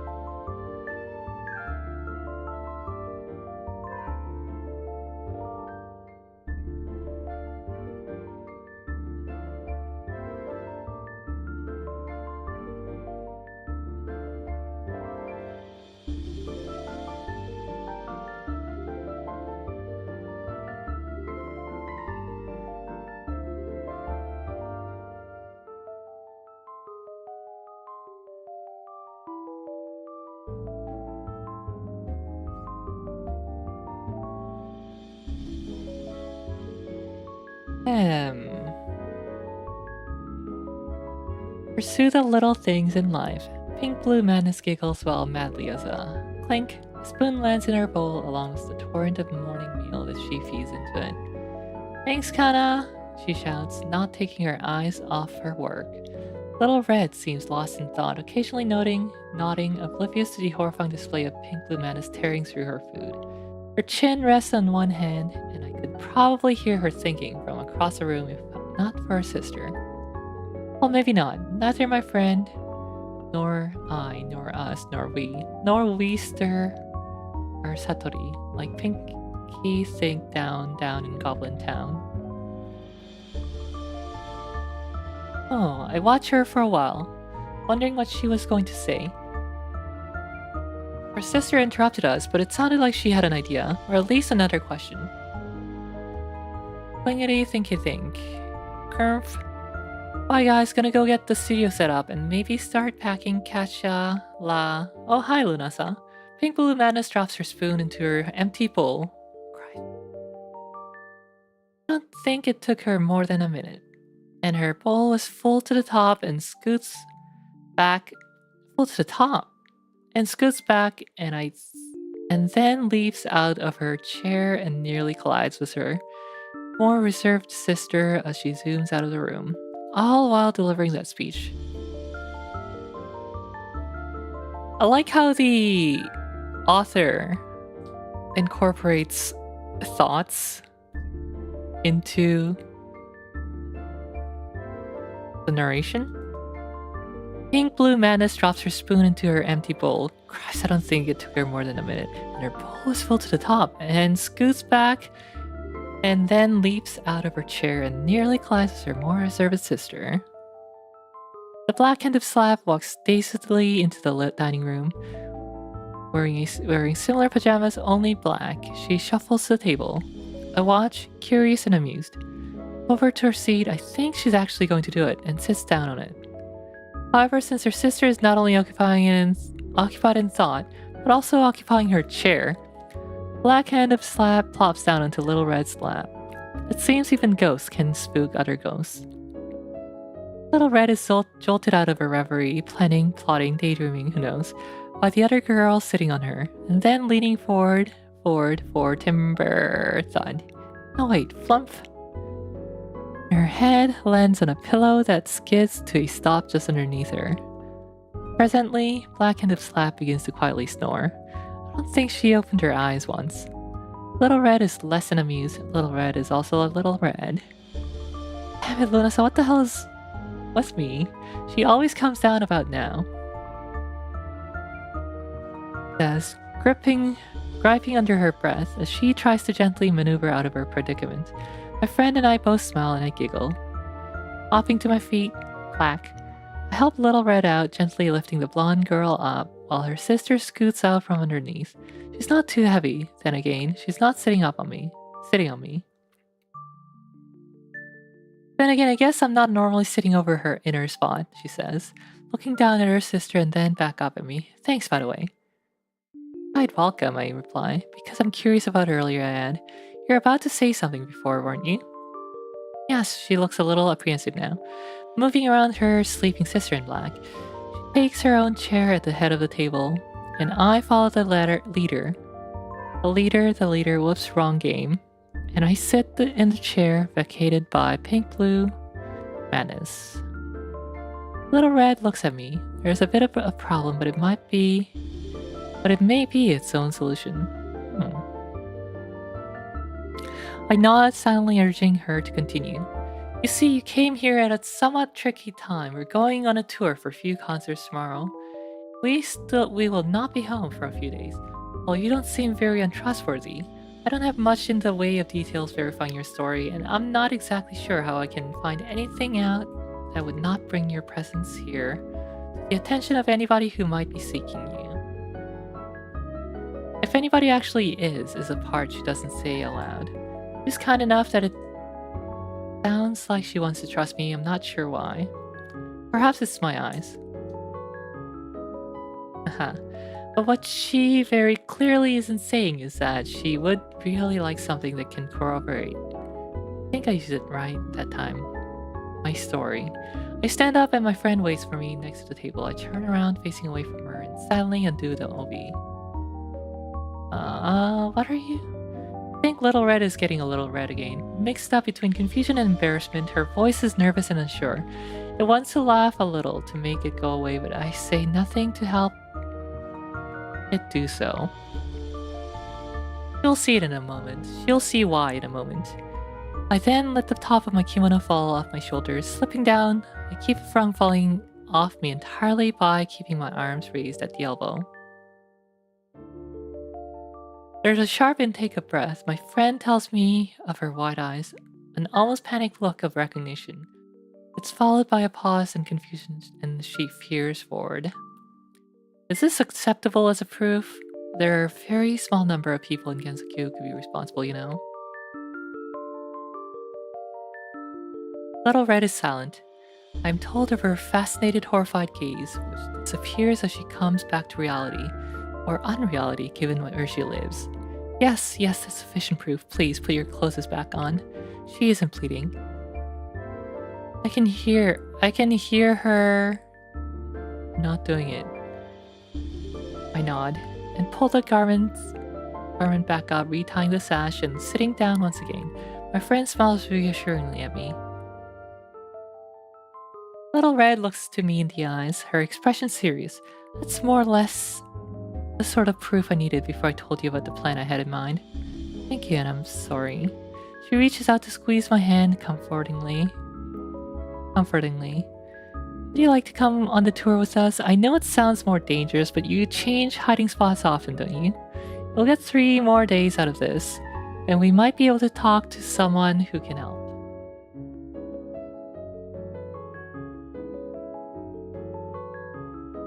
I don't think I can be helped. Rather, I would like help, but I don't think it'll end. It always comes down to the green girl and myself, nobody else.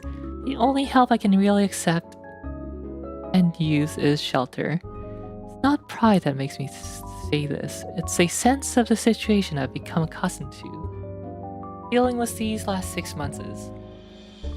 And I don't think anybody else should be drawn into it. I don't say any of it, but I make sure to avoid clearly not saying this.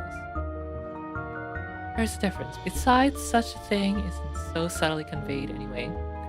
I ask subtly, there's another option? He nods. You can stay here. There isn't much to steal that we keep here, and it'll be unoccupied. Kana will be with us though, so you'll have to make do. I'll be honest though, I'm worried about what'll happen to my sisters and Kana if she... The green girl's name is swallowed, not spoken. Finds you here. If she's so into it that she's been hunting you for so long, if you're she or Little Red looks at me, worried about something. Not sure what or who she means. She doesn't want to say somebody else's name, but nobody else is directly associated with. Her parents, I supply. Little Red smiles a little at the interpretation and continues. Yes, she or her parents, and what they would bring down upon our hands. I'm sorry to be selfish like this, but it's a very real concern. I won't kick you out if you want to stay here, but she really is worried about them. I don't blame her at all. Though both choices have their appeal, and there's a lonely middle road, walking off down the road. I wish to subscribe to your concert newsletter. I'm in your base, hiding from green girls. Time to GTFO.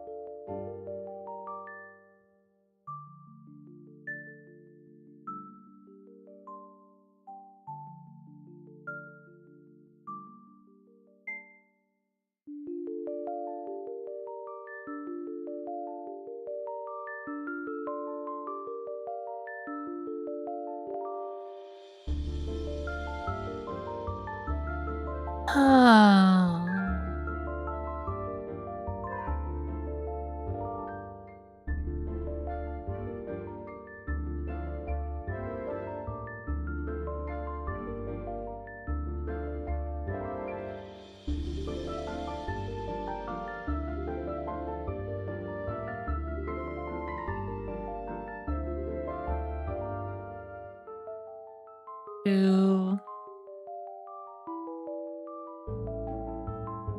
3. It should be about like 5, 6, 7, 8 updates, but I'm definitely not reading all that. Been reading for 3 hours and 30 minutes straight. My voice is dying.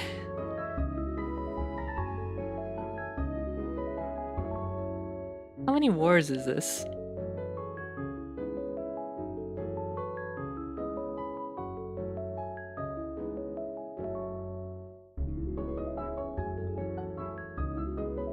Throat gapped.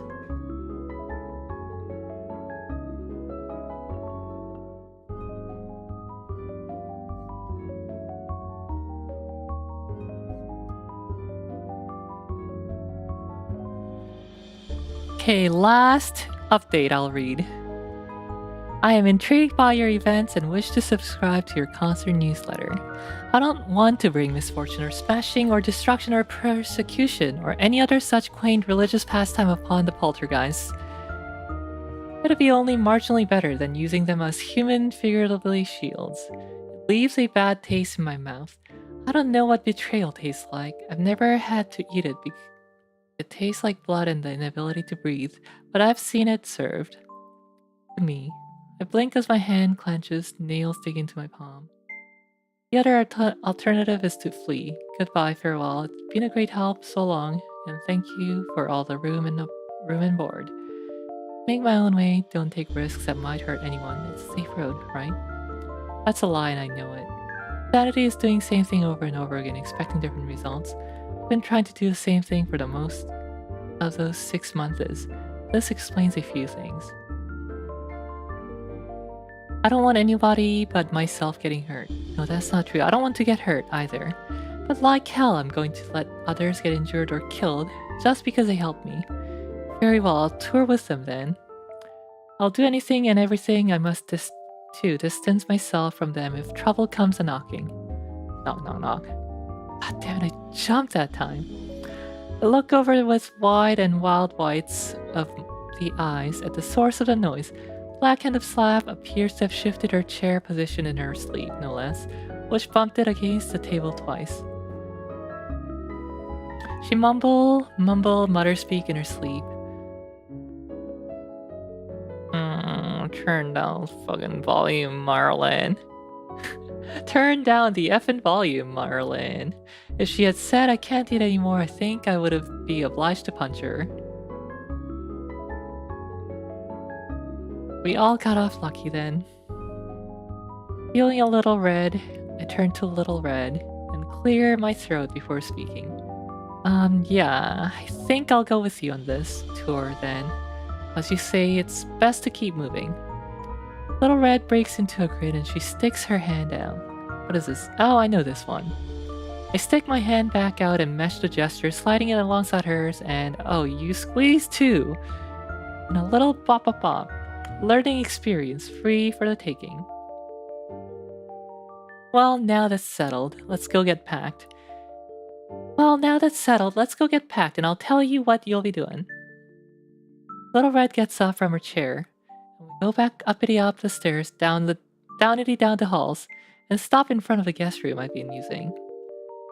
Some sort of large bag shaped like a potato, with the rounded ends sheared off. Hangs from the doorknob, and my clothes sit beneath them, in front of the door already neatly folded.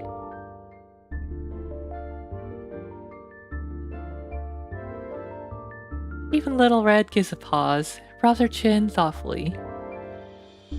Oh, that was... yeah, maybe I'm rubbing off on her. All the better though, no. I agree with her and pick up the bag. There's a bit of weight to it. Is there something inside? Off the door, pick up my clothes already well on their way to being mended and neat. Go inside. My eyes dart to the nightstand. Nothing's being touched, I think. Good. Little Red sits on the windowsill. Do you like some help or do you want to hear the plan first? Not sure how you are on multitasking. Anything works, we don't have to get moving until about 3 in the afternoon. And it's only a little after 9 right now. Multitasking makes no sense until you hear the word. Then it still makes no sense, but you have to stop and think. And then you realize exactly what it means and sounds like. I don't know why the mind makes you stop for no reason.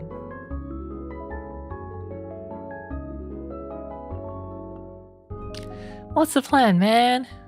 Help me pack, Jack. I got it covered, brother.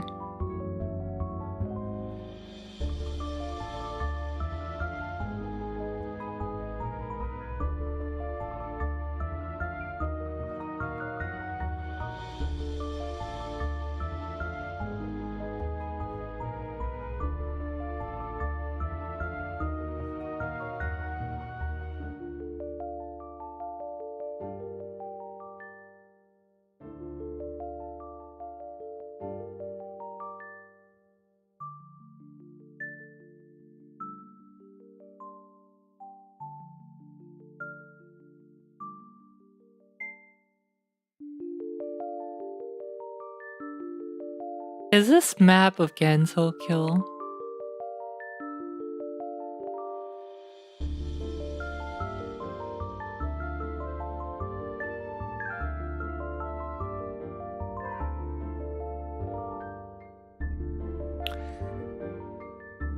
Calling it one more. Just one more. Because I do want to hear about the plan. A plan? We have no Panama. That's a hardship I'll have to endure. I'll hear you out first, I say. I might help me know what to expect, right? Little Red winks at me. Girl after my own heart. Wait, what? Doesn't mean... Talking about aspirations, not romance. Sure? Pretty much. If she tries making out with me later, I'm blaming this on you. Win-win. What? I said it won't happen. I guess so, I reply nervously. The tour consists of 3 stops, she says, launching right into it. The Garden of the Sun, since Kazami wanted us over at her place. Kazami? Kazami. Oh, Kazami. Oh, Yuka's last name is Kazami, right?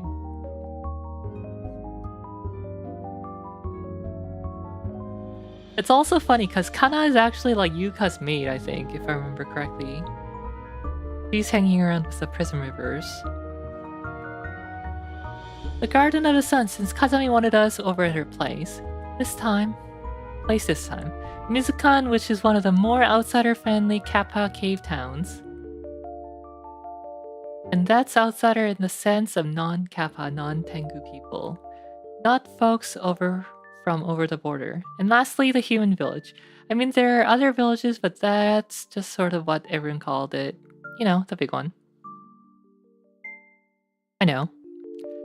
Well, this sounds just fine. I don't see any Pause. Back a tick. What? Wait. You mentioned a Kappa town. Yes, Mizkan. It's almost as an inventive name as a... Is it on the mountain? I don't think I have to specify which mountain. Yes, I thought about that, and was going to mention that next, Little Red says, pausing and then continuing on. This is the hard part to sell right here. He knows. I know. It's nearer to the base of the mountain than most, and certainly farther from the summit than the Tengu's fortress settlements. I'm quiet for a little feeling, a little worrying, just a little while. You want to know how you can stay safe and out of sight. It's not a question that she asks. Nod. You're going to be backstage in the sound tent or room or booth. It changes depending on the venue. Whatever it is, you'll be working as our assistant sound tech. You can read, correct? Only Japanese, but yeah. Sound assistant tech. I don't even know what that is, or what she's talking about. That's perfect. You'll complement our senior engineer just perfectly. Still no idea what she's on and on and on and on about or on. Just about, not on. Sort of. And we'll stop in the Forest of Magic to get some work done with our costume designer and beautician. That way you won't even recognize yourself. That's actually impossible. But I'm a little worried. More than a little worried. But she sounds confident. I don't think she'll betray me. And these other people won't either, right? I don't want to have to start making a list. I'm taking a very, very big chance here. I wonder if the green girl got tired, put a bounty on me. I dismissed the thought immediately. This is between me and her, which is why I'm getting involved with other people. In the sense that I run, she hunts. I hate this arrangement. She loves it. And no amount of boredom in the world would make her grow tired of searching for me. I wonder sometimes when I have the time to, what drives her to do this? Madness? Some bargain? Some deal? A ridiculous game in which I'm only a pawn? Now I'm thinking like a book again. I'm impressed and despite my worries a little excited. You've thought this out a bit then, I say, complimenting the ghost girl. Little Red smiles a well-of-course smile of pride and grins. Absolutely, I'm always planning ahead. So go ahead and get packed, she said, hopping off the window and going for the door. We'll be packing up our own stuff and heading out in a few hours. Thank you very much, Little Red, I say to her, bowing. She gives me an odd smile, saying, eh? Oh, you're welcome. I hold up a finger, but I want you to promise me something. Pause, turn, curious. Should I go missing? I want all of you to say nothing to anyone. Don't ask after me, don't come looking for me, don't go to the green girl's place on high. Don't talk to Ow, the other one. Don't do anything. You've done far too much for me, and although I appreciate it greatly, I can't risk you all becoming anything more than annoying dupes in her eyes if she finds me. Little Red is a lot of quiet and gives a small, sad smile. I know, I'm sorry. But if that's what you want, then I'll speak for all the prison rivers and promise to respect that. I let out a sigh, relieved. Then she gives me a bow, a wave, and then sets off down the hall. Now, packing. This is an interesting bag. I have to keep my kimono on for now, or do I? I should. I empty things out of my pocket and then in the bag have a little look before carefully repacking everything. Clothes check, knife check, and newly sharpened. Bag of tricks all accounted for and check. Several new things thrown in that I don't recognize. Some sort of canned food, check times 4. Fork check, cup check. 2 extra changes of clothing, 1 Western, 1 Eastern, check. Is that a cheongsam? It can't be. A towel, right, check. Pair of green metal rocks, check. What the hell are those? Handwritten note from wide opening, it seems. Check. Esteemed guest, I talked with Lerka and she said you were on the run from the law or something. As a convicted felon, I know how life is on the lam. How life on the lam can be, so I'm sharing a little of my stash with you. Use it well, keep it hidden, and don't trust Whitey. Love, Kana. This explains so much yet so little. New bag, check. Me, check. Friend, check. I smile. I'm flying in. I'm slow, not in the head, not on my feet, just in the air as I haven't gotten nearly the part used to, but flying, damn it, I'm flying. Whoosh. Didn't think I'd have enough left to do this, but I guess small silver green was more jumpy than I thought. Okay, so she can get her power back whenever she's scaring people. Or, like, making them jump. I'm glad being jumpy doesn't cut into my own supply. I'd already be drained dry by now. Even poltergeists are hungry ghosts. Then, no wait, they're not. Or are they? I should ask someone, but no, I'm certainly not complaining about flying, that is. Black Hand of Slap and Pink Blue Madness are going on ahead to start getting set up. Wide Opening and Little Red are flying with me. Feels sort of like an escort, not guarding the world, guarding me. I don't know if this is a good thing or not, but I need at least one of them to take me there. I think I've been to this garden before, so I could probably find it in time, but I don't know where the first 2 stops are. So that's probably why Little Banks in close towards me and asks,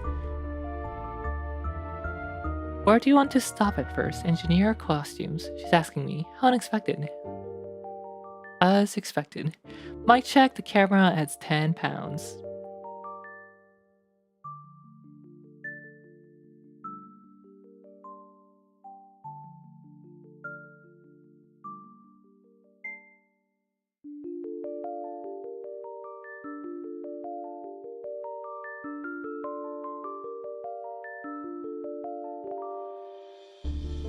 But hey, Yuka shows up way earlier than expected. Now, and you can't have enough Yuka. Oh, I'm excited. I like Yuka. Because I like remembering the happy days.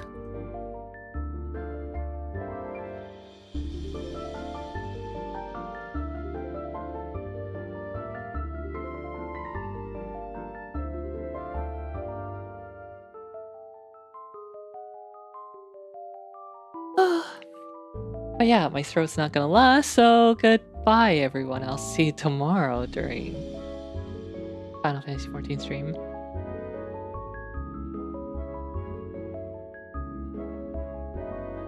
Conclude this stream. The question I asked, that I posed, was how did this fanfic age? You know what? I think it aged pretty well.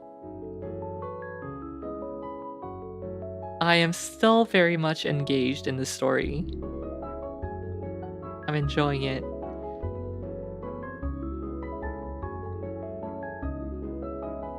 I might read like 1 or 2 updates at the beginning of each stream for the next bit or something.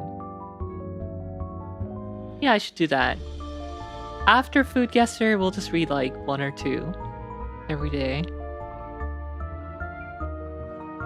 Like reading streams. Good, good. Anyway, thanks for coming. I'll see you tomorrow. Bye, Bye, bye, bye, bye.